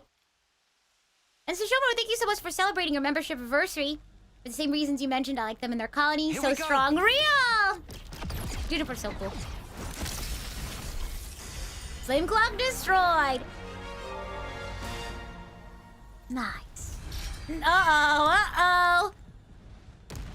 But yeah, I like how, like, it's important to disrupt the status quo when, well, you kind of have to disrupt the status quo when you're challenging systemic injustice.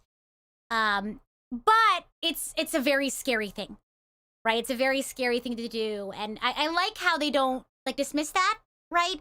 You know, it's a very necessary thing to do, to sacrifice and, you know, shake things up, and it's scary, and it, like, you know, Noah said, you know, scrambling on your way out isn't weak, or it's strong, right? But it has, like, you know, things need to change, right? Things have to change, but not dismissing the fact that for people, especially for the people who are oppressed by that system that has been built, right? All the people living under Moebius's rule, I guess, it's a difficult thing. Right, and recognizing it and honoring it and working with it, right? Not shaming, you know, Juniper's experience is a very important part of it, right? Because again, a lot of the times we focus too closely on the micro, right? Going back to the supervillain pawn conversation of, oh, our union friends supervillain pawn, right?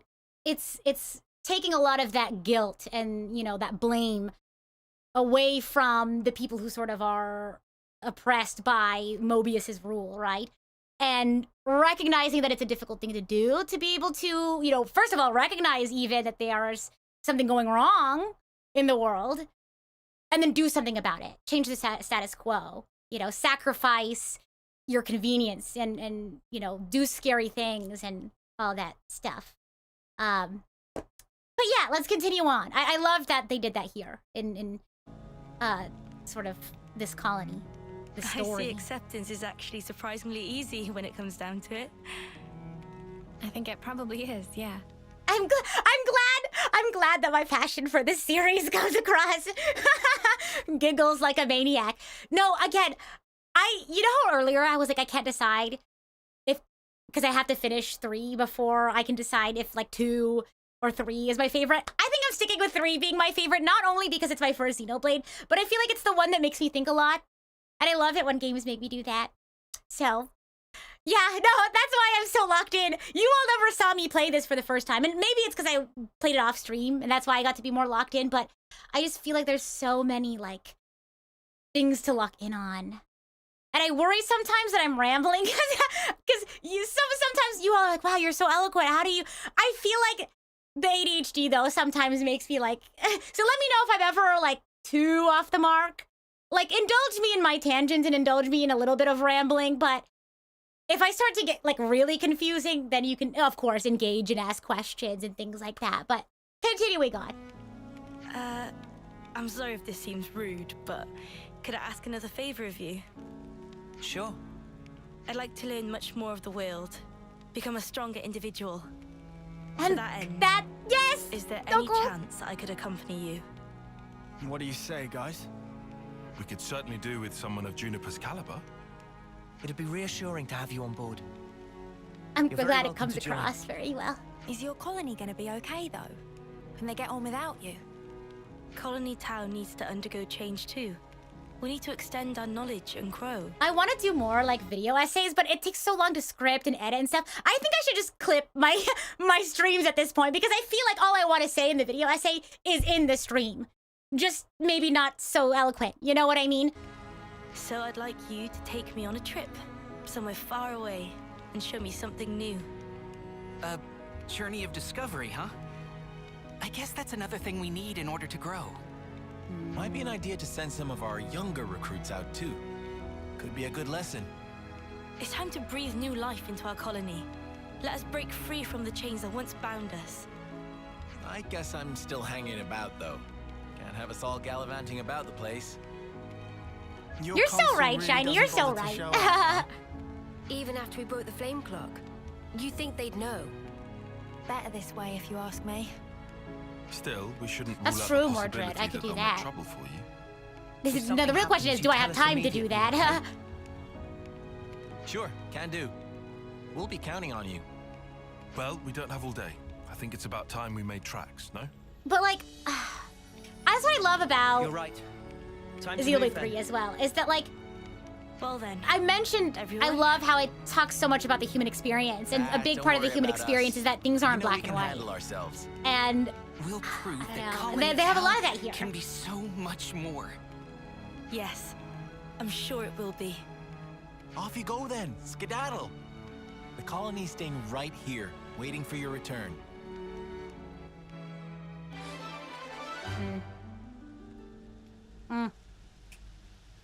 snaps to that. Snaps to that. I think there's one other thing I wanted to get to today because I put it on the thumbnail. Yeah, finally! It's a pleasure. Okay. Pause, everyone. For those who are new here, if you've just popped in, this is a fun little game that I made up. I love introducing this. This is a fun little game that I made up when I was playing Xenoblade Chronicles 3 for the first time. Again, I didn't stream it, so you all haven't gone to see this.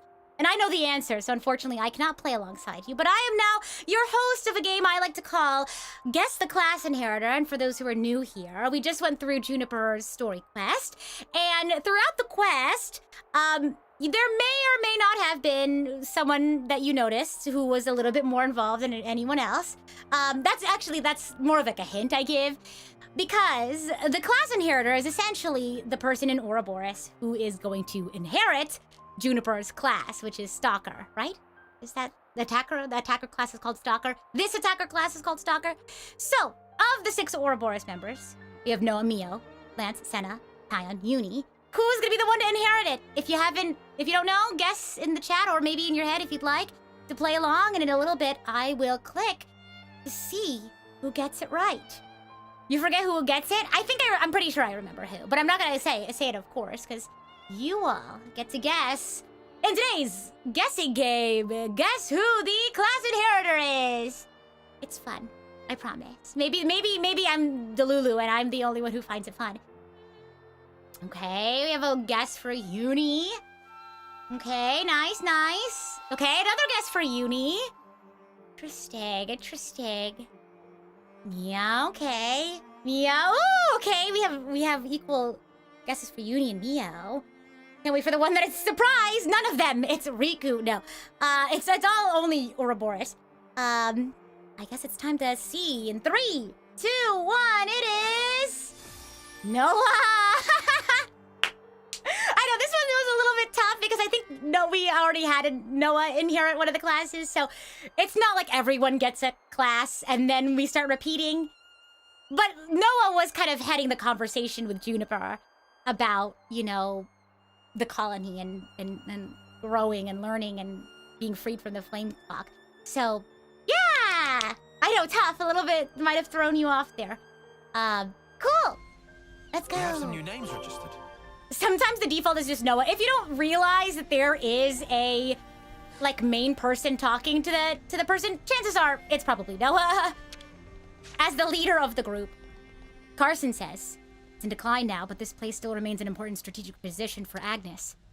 Strategic? Could you elaborate? It can be used as a point of ambush when Kevis Castle or one of the colonies launch an attack, for one. The last line of defense. That tracks, given this vast expanse of forest. But anyway, it's a moot point. There's been no conflict or flare-ups for quite some time now. We have some new names registered. Progress through Maktha Wildwood. Well, let's get some info.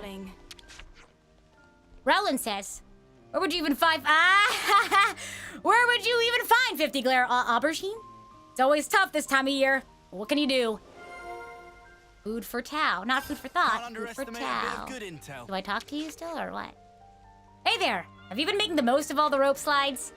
Yeah, they've made getting around the forest a real breeze. Thanks. Well, here's a tip then. There's plenty more to be found strung around all over the world. You'll find them useful. That's a guarantee. And whenever you do, be grateful to Juniper for teaching you this life-changing skill. Yeah, I know about the rope slides. Don't worry. Okay, let's talk to Roland again. It's such an enormous relief not to have to fight anymore. I never really liked fighting, to tell you the truth. Juniper made exactly the right call as far as I'm concerned. Our flame clock was burning out. I thought that was going to be the end of us. Yeah? Well, that's why we're here to help. So that's the state of affairs. Yes, aubergines are eggplants. I just don't know how to pronounce aubergine properly. Aubergine? Am I saying that right? Okay. Oh, God. Oh, jeez. Okay, just believe. Trust and believe. Nice. Very good. Oh, wait. I'm just here to get the thing? Oh, oops. My bee. How do I get back? Oh, God. All right. It's okay. Oh, no. There's a ladder here. What would it be doing Okay. Let's go. Aubergine. Is this like a rare thing? Is this like a rare thing? How do you like the fusion of the XC1 and 2 world in this area? It's cool now that I've played XC1 and 2. Like before, when I played this the first time, 2 years ago, I was like, oh wow, that's cool. This is like, it just looks cool, but now it's like, I have context for everything now. Question, are we gonna explore the lower forest?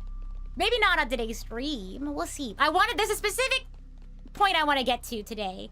I'm trying to remember, you know, the pacing of this game. So I can kind of like divvy up the streams and also know what to put on the thumbnails. So it's the part on the right, the thumbnail on the right. Because the left, I definitely wanted to get to Juniper's quest and have Juniper. I think we actually still have Manana and Riku on the team. Oh no, they're there. Okay, cool. I also wanted to get to the gasp.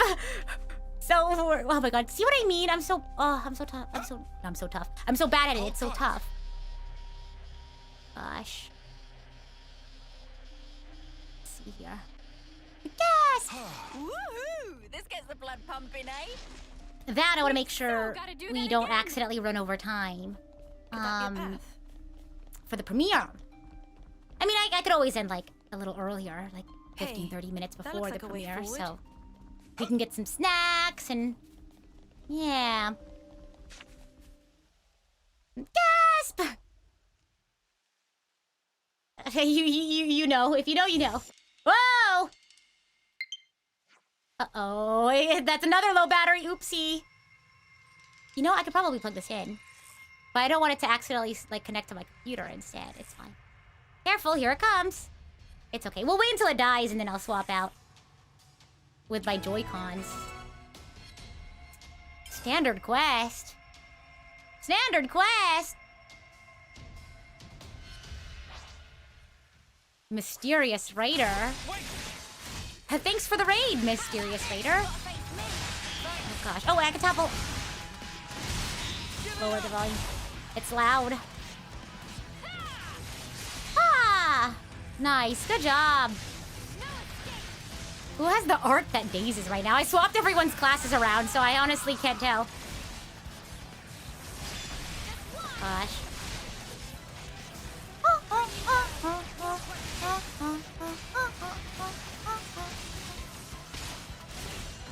Nice. I wonder if I've maxed out any of them. I just want to unlock more outfits. It disappeared? What just happened? It's likely we're being pursued. But I've never seen a loveness like that before. Could it be a new model?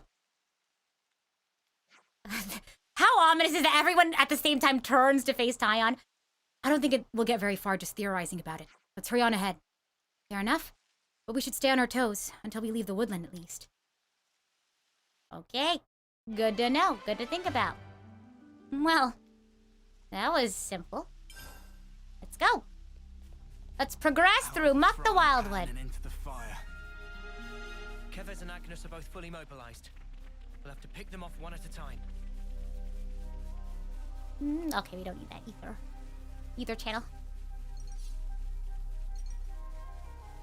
They all turn towards the real protagonist. Yeah! That's right. That's right. Go! For those who are new here, Tyon's my favorite character in all of Xenoblade. Yeah! Go! I feel like I like the tactician character. Ooh. Or I guess like the quieter sort of like... I was talking to Shiki about it, because she guessed who my favorite in, was it in Tears of Themis? I said Artem Wing, and she was like, yeah, you have a favorite type of, like, favorite character. And I was like, wait, you're right. Garrus Vicarian. Oh no! Everyone! Is emergency! What's up, Banana? See, notice how I said banana instead of banana, because that's how Senna says it. Banana cannot! Banana cannot go on like this one extra step! Oh no, everyone's concerned. We have been walking since Colony Tau, I suppose. If we can find a good place, we'll set up camp, okay? Meh! Plan need more dinner! You could be strong a little longer, can't you? Can't you, huh? Just a little? Fine. But Banana very, very starving today. We need to make dinner soon and everyone must help cook. Sure. Well, I'll be happy to chip in. Right, guys? Yeah! What Xenoblade character is second fave? Are we talking like in 3 or overall? Because that's gonna be tough. I'm gonna have to sift through all of my favorite characters in each game. I'm curious to see what tactics you have in 1, it is Fiora and Rhine. In 2, it is Zeke and Pyra. In 3, that's tough. That's actually really, really tough. It's just like Tyon and then everyone else. Just kidding, just kidding. I don't know, the one I relate to the most is Senna. But I'd say I like Uni as well. That's tough, I don't know. But also I love Mio, I love Noah, and I love Lance as well, so... I don't know, I really can't say. I'll draw up the Wait, no, Laura! If we're including Torna, then I will add Laura to the list. If we're at... Wait, yeah. Let me back up. If we're including 2 and Torna together... then probably... Ooh. That's tough, because I really do love Pyra. Ooh, yeah, maybe Laura? Because I choose like a guy and a girl in from each game. So, Zeke and either Pyra or Laura. But, yeah, I don't know. Because, I mean, I didn't really get to know Laura until later. So, for the longest time, Pyra was my favorite. Anyway, continuing on.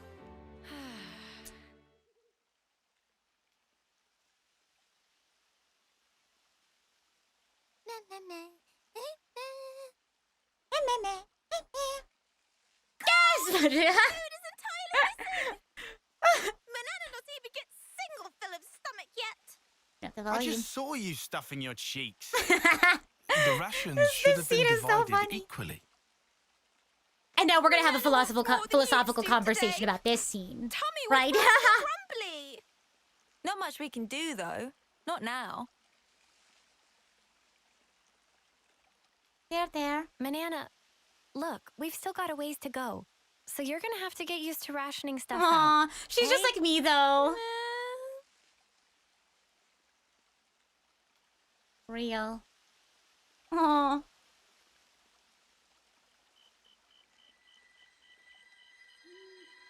Lance, you want to position yourself more on your sleeping bag. Oh, a favorite and X? Oh, that's also tough, too. Let me think about that more. You know what? I can see why they thought Tatsu was a vegetable. That looked like Tatsu. Truth be told. Gasp! Let me think on that, though. Who my favorite character in X is.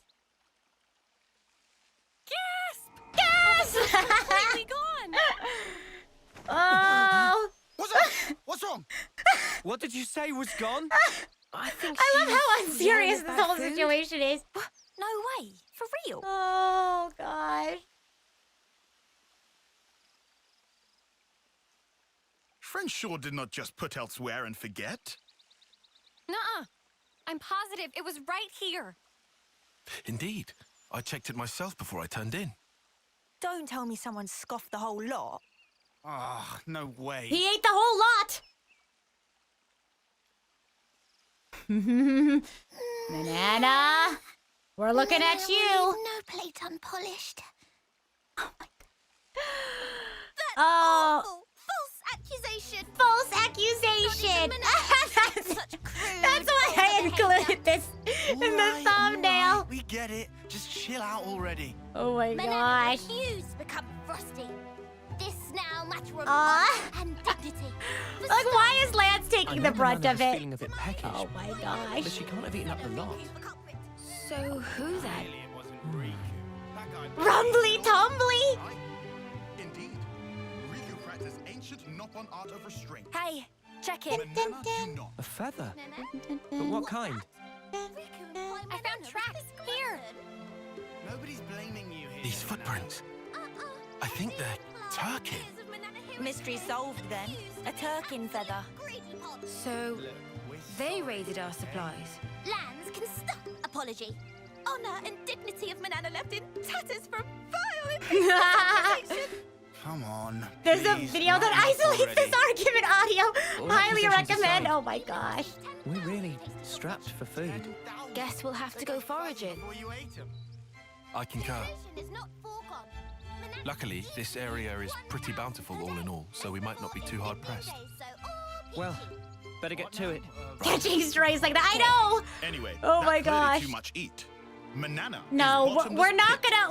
gonna have this start the conversation of which Xenoblade creatures I would eat. Manana is dignity eater. Not I've already denied. talked about it. Go watch the PowerPoint presentation. On this day of days, Manana will have retribution. Retribution!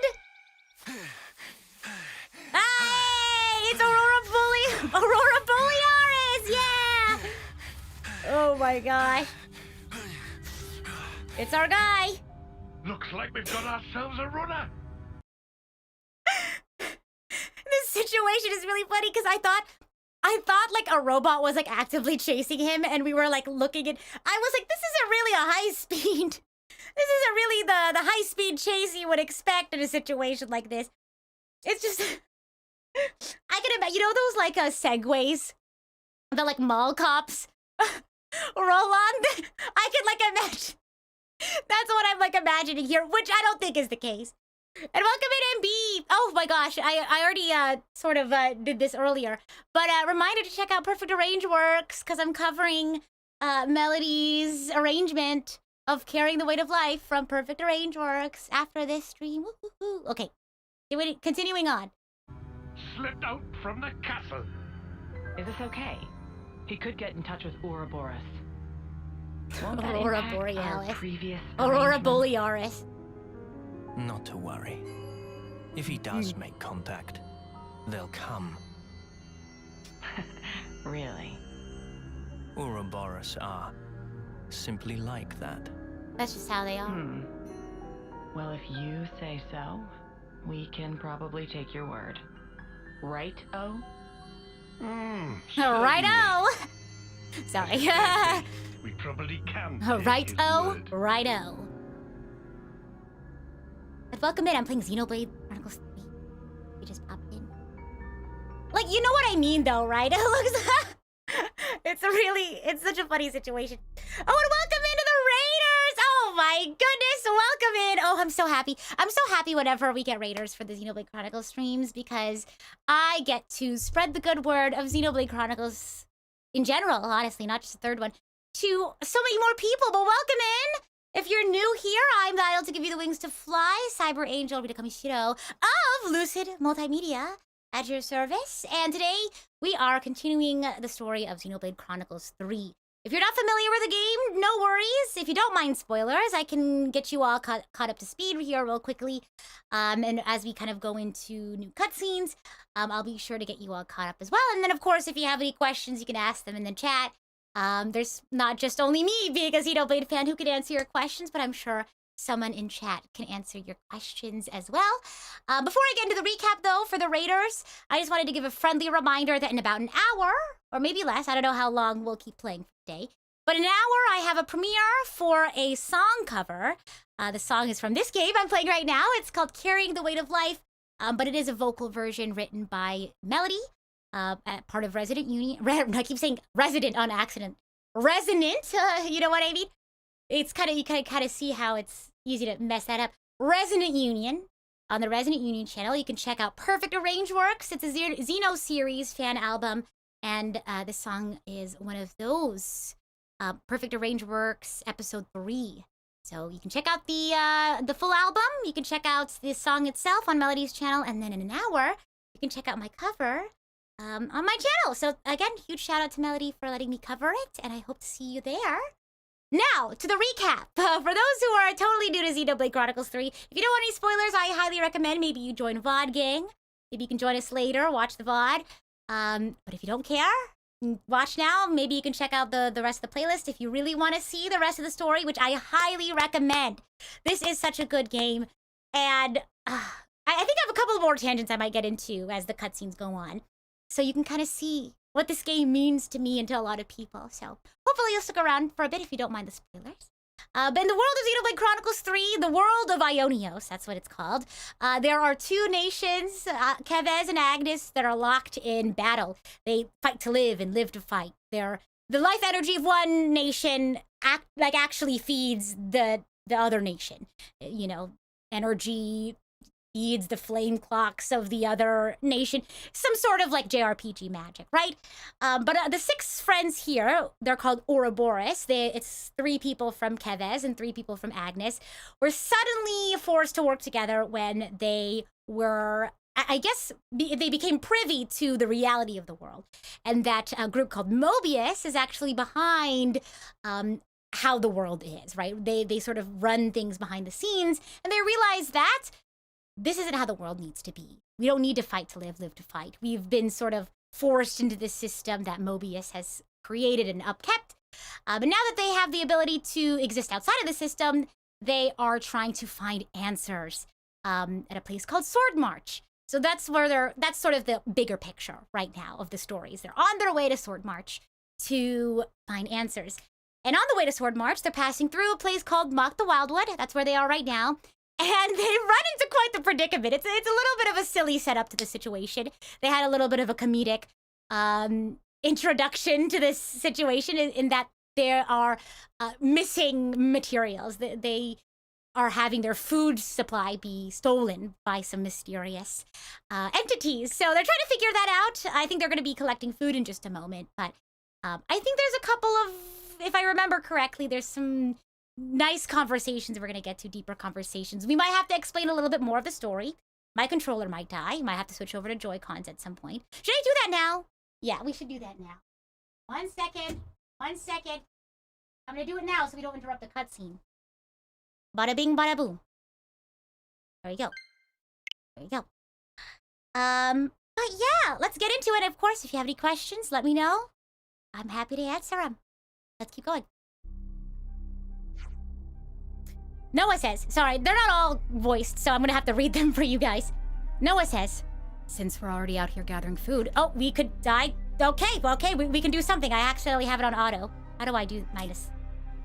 Mio says, I don't know what the idea is, because I accidentally had it autoplay. Mio says, that's a good idea. What would that be? Mushrooms, nuts, that sort of thing? I think Noah suggested that they go and forage for food in the meantime. I'm on it, says Senna. By the way, when the Turkins got into our camp, did no one seriously notice? Nope, not even slightly. Not even a tiny little bit.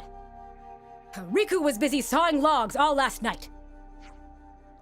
I'm sorry, you guys. We'd walked a lot yesterday. I'm sure you were just super pooped. You'd never miss something as obvious as Turkin footsteps on a good day, Mimi. I think it's safe to say we were all partially guilty of negligence this time. Indeed. However, we should also reconsider our storage arrangements for the future. Ah, well, it's water under the bridge now. No point talking locks after the Arden's already bolted, am I right? Let's just get to the searching already. Very well. I don't know half of what she just said. Hey, is that... It's Boliaris! So... Oh, okay, I thought this is where Boliaris came in. Never mind. Senna says, an Amlude. Oh, it's going.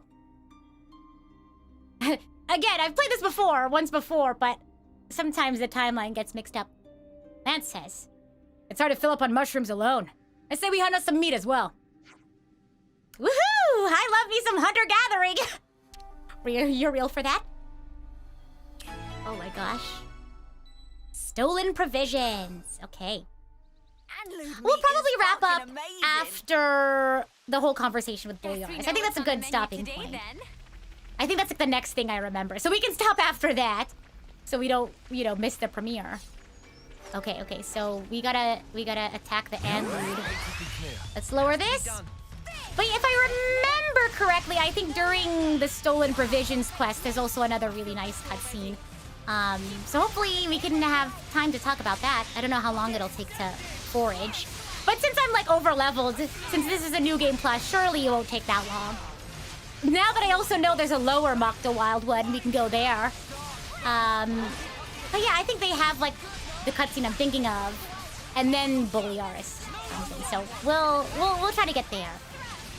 No, we're not gonna attack Boliaris. Is the Joy-Con okay? No drift? Yeah, no drift. Not that I know of. Okay, here we go. Easy peasy. Oh yeah, I'm set.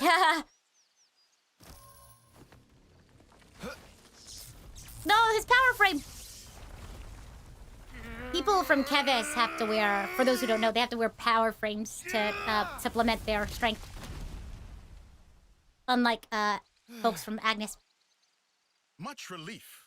That's what the circles are. Frame last night. Should perform 30% better than leading brand. What's you on about, leading brand? Leading brand. I get that we're weaker than Agnians, so we need this to get on more of an even footing in combat, but... Friends say but. Why but? We just need oomph. You know, like kapow sort of thing. Sound effects not help comprehension. Type beat. Oh, you know. Like that doodad Noah has. His sorta. Doodad? Ujima flip. You know what I mean. Don't make me say it. What friend want to use for? Well, Not on Yoran by any chance? If so, Riku have to pass. Oh, come on. You didn't go to the lower level on my first playthrough? Nah. Backing up. This plan of Lance, Noah privy to it? I'm fine with coasting. Make decision without consult allies? Bad form. But he's our enemy. And who decide that? Yoran ever say himself? That he enemy? Oh yeah, Yoran is our childhood friend turned enemy, unfortunately. In absence of complete picture? Well, but he's different. So after meet just once, Lance make up mind? Then what are we gonna do? Only thing friends can. Keep moving forward.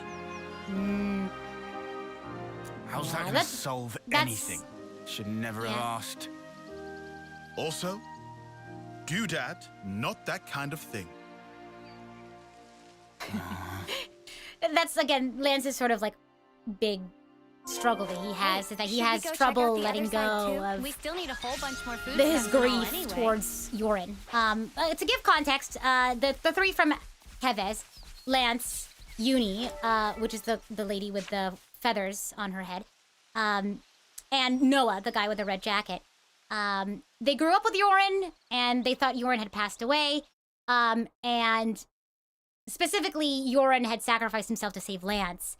And then there's also the context that Lance and Yoran kind of didn't get along as well as the others in the friend group. Only for them to later find out in this game that Yoran became an enemy. He somehow became a member of Moebius. And so Uni and Noah obviously have grief towards the situation as well. Lance, unfortunately, because again, everyone has different ways of grieving, has had a difficult time sort of moving on. And that was sort of, again, a nice window into his character arc. So, if I remember correctly, this is also a good cutscene, so let's lock in.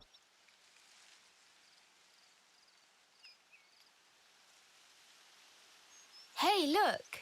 That's a really odd-looking tree. I remember how this starts now.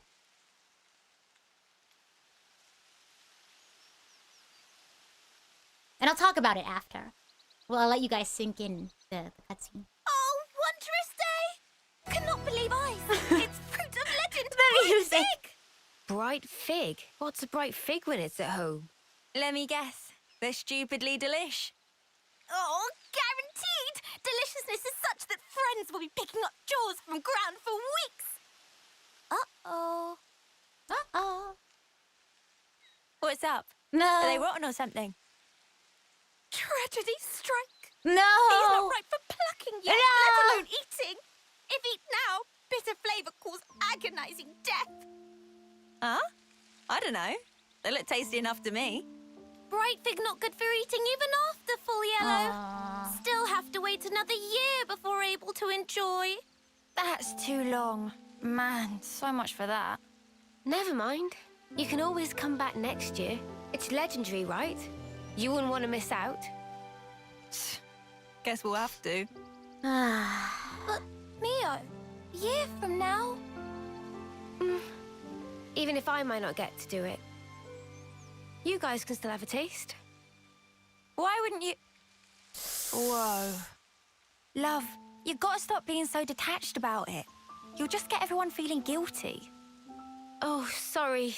Please don't mind me. Don't mind me, she says. Of course we're gonna mind you, doll. I love this scene. I love their friendship. You see what I mean? They don't just focus on the relationships. Again, for those who are new here, within the 6, they have pairs called like interlinks. And it's sort of this connection that they have where they can like Steven Universe fusion. I guess that's a quick way to talk about that. And when they do fuse, when they interlink, they share each other's memories. They kind of get a glimpse into their memories in their mind. And so you would think there would be a lot of focus, and there is a lot of focus between the relationships, the interlink relationships, right? Noah and Mio, Tyon and Uni, Lance and Senna. But I love how there's so much focus on their interactions outside of those, right? As friends. I feel like sometimes sometimes I guess games tend to focus a lot on implied romantic or, you know, relationships like that sort of thing. But I don't know, I love that they place a lot of value in their sort of platonic interactions and relationships. So, continuing on. Okay. So. Hey, how can you be so casual about it? Interesting choice not to include Senna here. I think it's maybe because I assure you, I'm not. Cutscene play. I'm actually pretty flustered. You defo don't look it. If it looks that way to you, well, that's because I shouldn't even be here. What do you mean? This life's a gift from a dear friend. Okay, lock in. It should have been me. I should have died out there that day.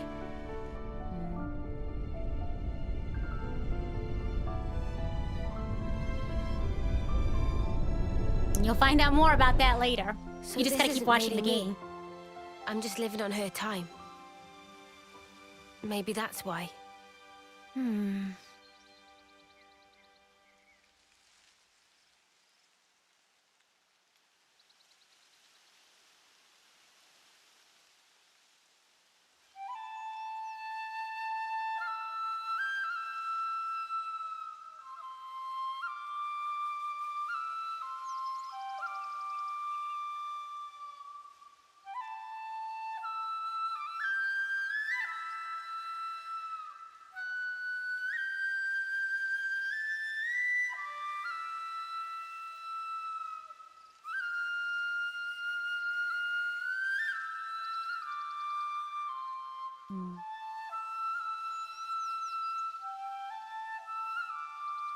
Beautiful.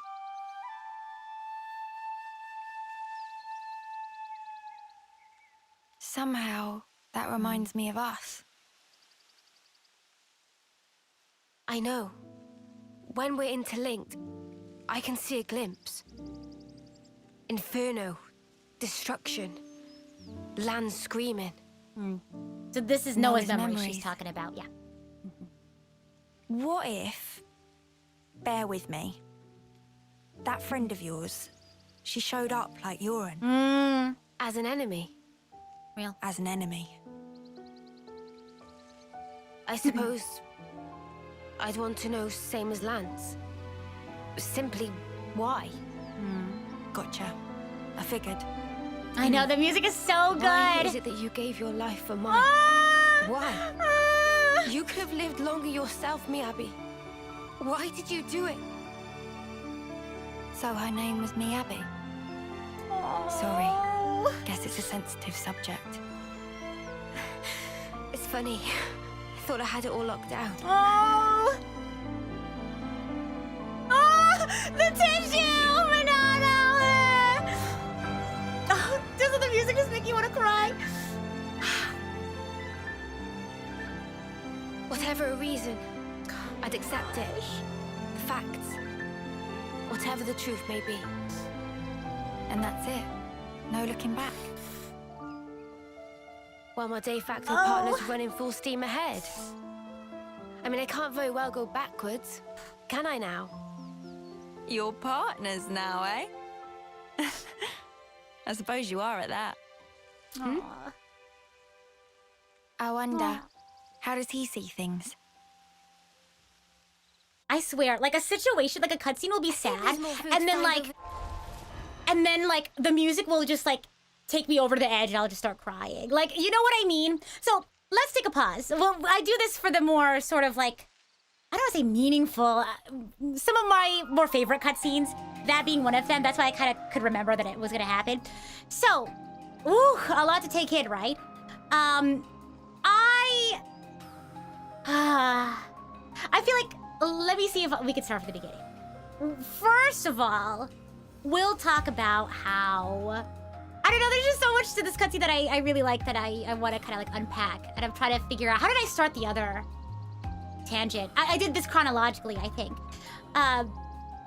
Because they kind of started things off like sort of funny, lighthearted, like, oh, la la la. And then Mio, she kind of makes this comment, which is a little jarring to Uni, right? They talk about how like, oh, we'll just go see it next year, right? We'll go see the fruits next year. And Mio was like, oh, you guys can. I can't.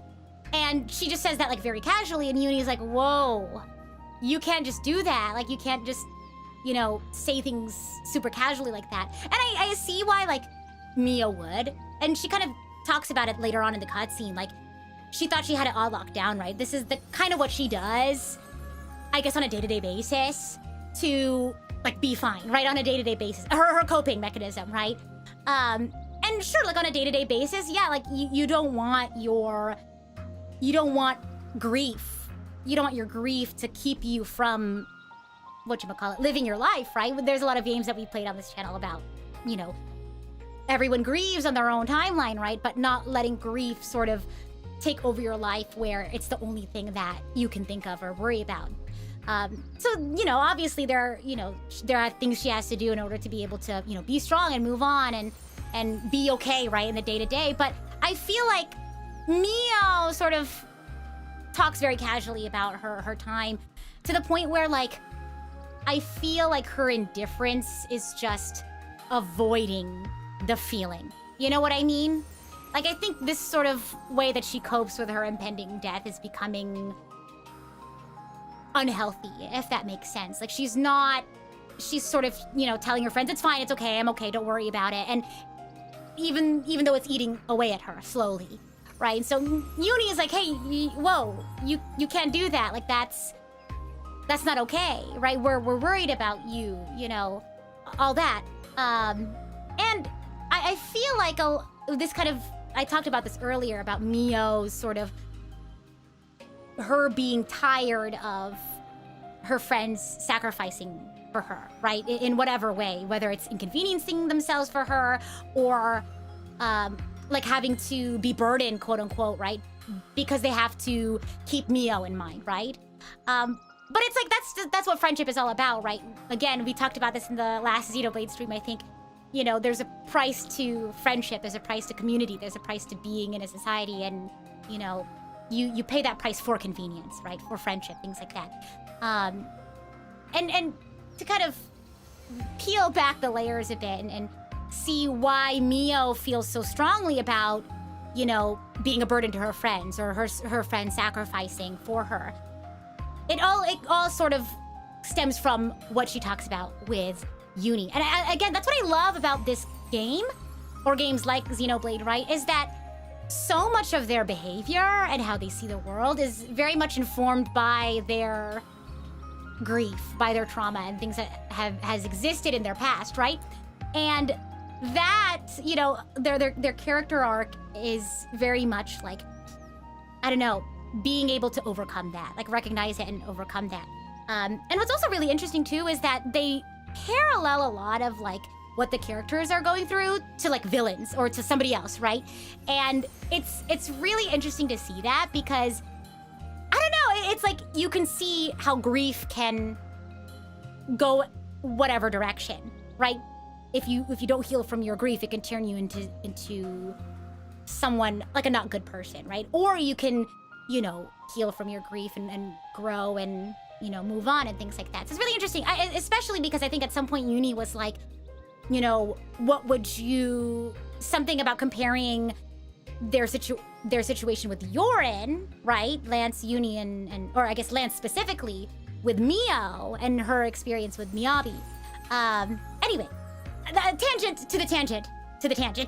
Back to Mio and her core of you know, her, I guess, character arc of getting used to, oh my gosh, I accidentally connected my old controller because I picked it up.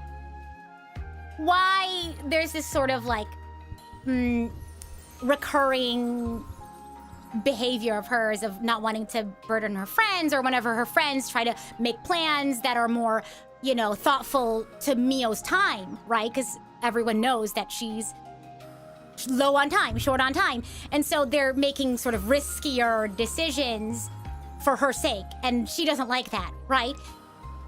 A lot of that stems from her survivor's guilt with this character that was just introduced, Miyabi. And if you, I don't know if how much into detail they went into. I don't remember. I don't know if I'm confusing that cutscene with what I already know about Miyabi. But essentially, there is a situation where, okay, I'm trying not to spoil future cutscenes, but essentially all you need to know is that Miyabi sacrificed herself so that Mio could live. And she carries that with her, and that informs a lot of her decisions and a lot of her concerns and her gripes with how her team behaves around her. And it's really sad to see, you know, her kind of realize that she's been, I guess, suppressing that. You know, she was like, I thought I locked this all down. I thought I had it on lock. But it turns out I'm still very much grappling with this grief. I don't think she ever really fully got to process that and heal from it and, you know, develop a mindset that is, you know, that, because again, grief never really goes away. Grief, we heal from grief at different rates, right? And that's normal, that's totally well and fine. And grief doesn't ever really go away, right? You know, it gets to the point where, you know, we can handle it and we can deal with it.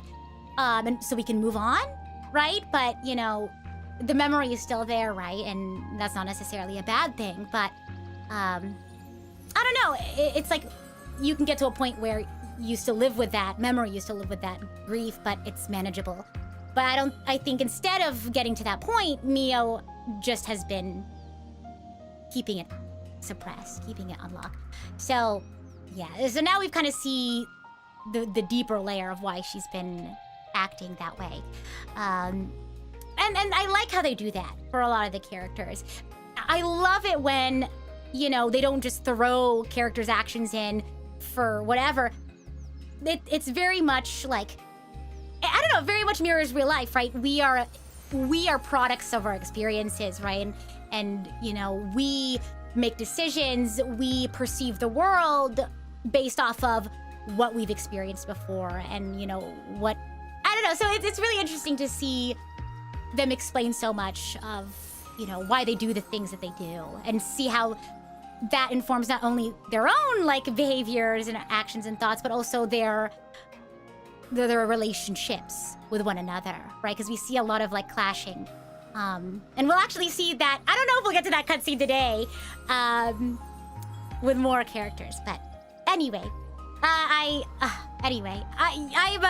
a tangent queen here.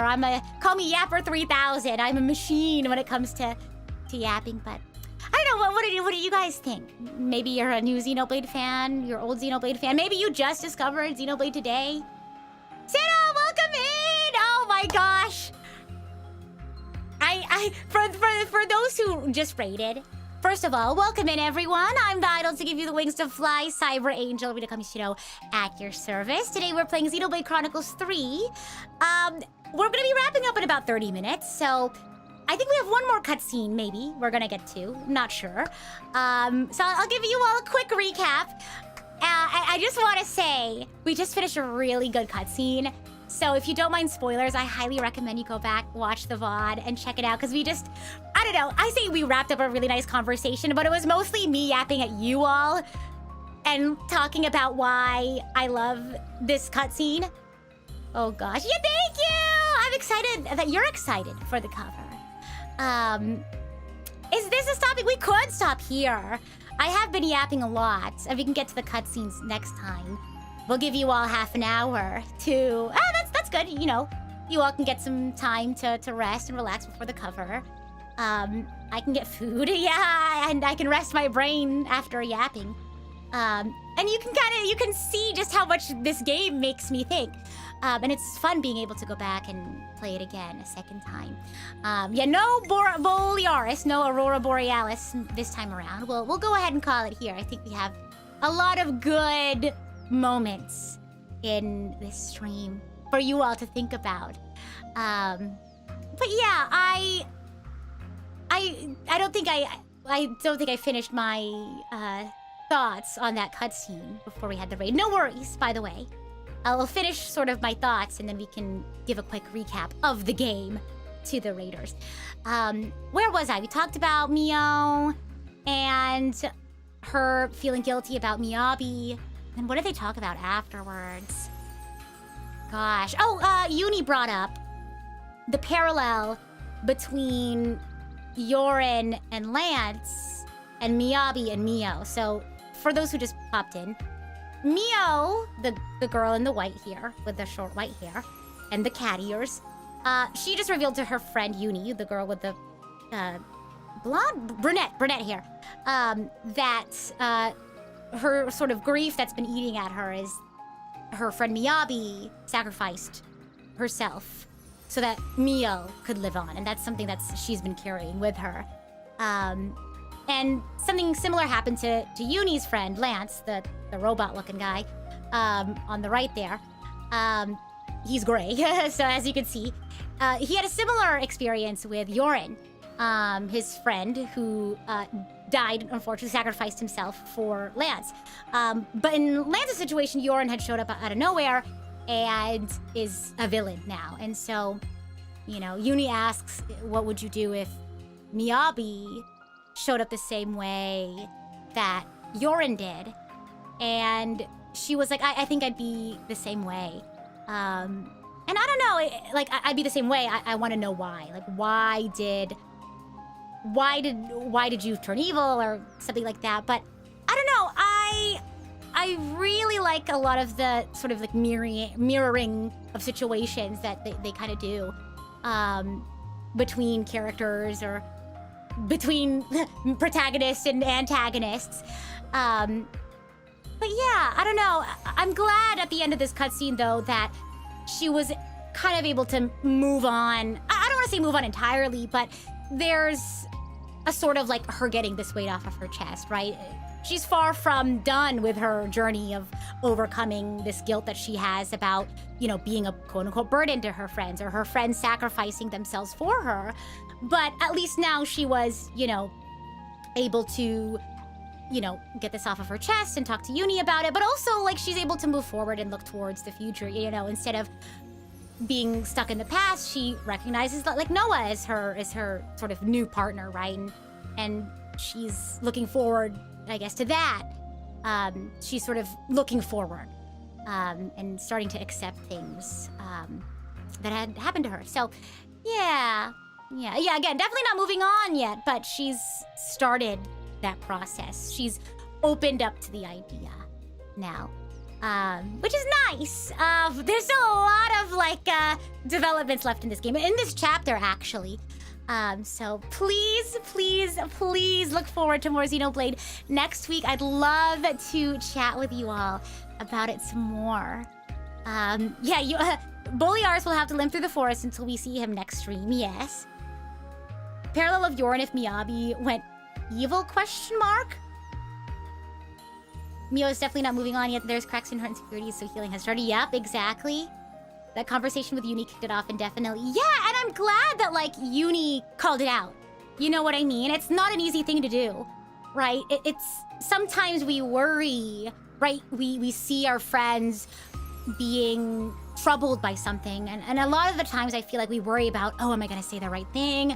You know, what if I just make them more upset? Now, obviously, it's good to be cognizant of that. It's good to think about, how do I approach a friend, you know, in a tactful way, right? Like, how can I broach the situation without, you know, triggering them or making them feel like they have to talk about it? You know what I mean? So obviously there are ways that we can, you know, try to, I don't know, improve in that regard, but it's nice to just say something, right? It's better than not saying anything at all, right? Being there, letting them know that you see them, right?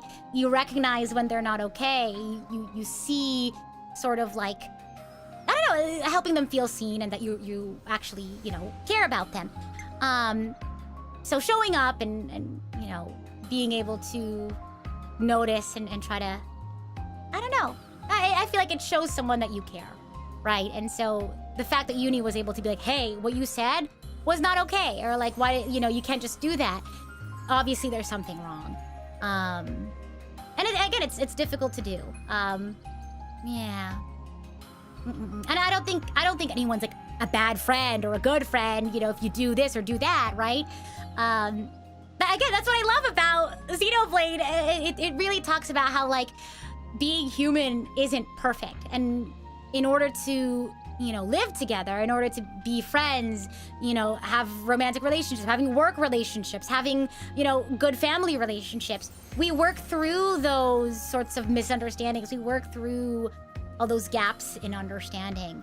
And there's no right or way, there's no cut path, you know, there's no textbook way to do that. Because we see, like, earlier, Mio expressed to Noah, and again, I'm not saying Noah's a bad guy. I'm just saying this is, you know, this is just what happens when different people have different perspectives and experiences that inform how they see the world and understand people. When Mio expressed her sort of concern, I'm pretty sure Noah picked up on it, right? He was like, like, he even said, like, make sure you tell me, right? If something's bothering you, don't just, like, brush it off. Because Mio was like, oh, I'm fine. Right, he asked maybe, like, is something wrong? Are you okay? And she was like, oh, I'm fine. I lost my footing or whatever, right? And, you know, Noah expressed his concern, but, you know, decided to leave it at that, right? And it's like, sometimes it's hard to tell. Sometimes you don't know. And, like, I don't think that makes Noah a bad person. I don't think that makes Noah a bad friend. It's just, like, being human is such a difficult thing. And we can't, like, get upset at ourselves for, like, the tiniest things, or maybe not the tiniest things, but I don't know. It's moving forward and trying to understand one another and trying to resolve it instead of, you know, pulling away, cutting people off at the first sign of, I don't know, difficulty, right? They work through those difficulties even though they don't feel good, right? In order to become better friends, better partners. So I don't know. I love that they show both like things working out and also things not working out, and then how they are able to resolve things after that. Yeah, the next cutscene is actually really good. I already made a video about it if you want to watch that ahead of next stream, but I'll go ahead and wrap it up now before I over-yap. You guys have a good 25-ish minutes to get some snacks, rest. Maybe you can take a break. Maybe do some ergonomic exercises so your eyes don't get, you know, tired from watching the screen. Next stream this week, my last stream for this week, is going to be on the Lucid channel. I'll be on a talk show with Sarah. She had just rated in earlier. And I'll have my schedule up on my YouTube channel, my YouTube community, and Twitter, hopefully by Sunday. Yeah, should be. But yeah, as always, I'm the idol to give you the wings to fly. Cyber Angel Rita Kamishiro at your service. And make sure you stay tuned for the raid into the Xenoblade Chronicles 3 Carrying the Weight of Life cover. All right, bye! I have to remember to save.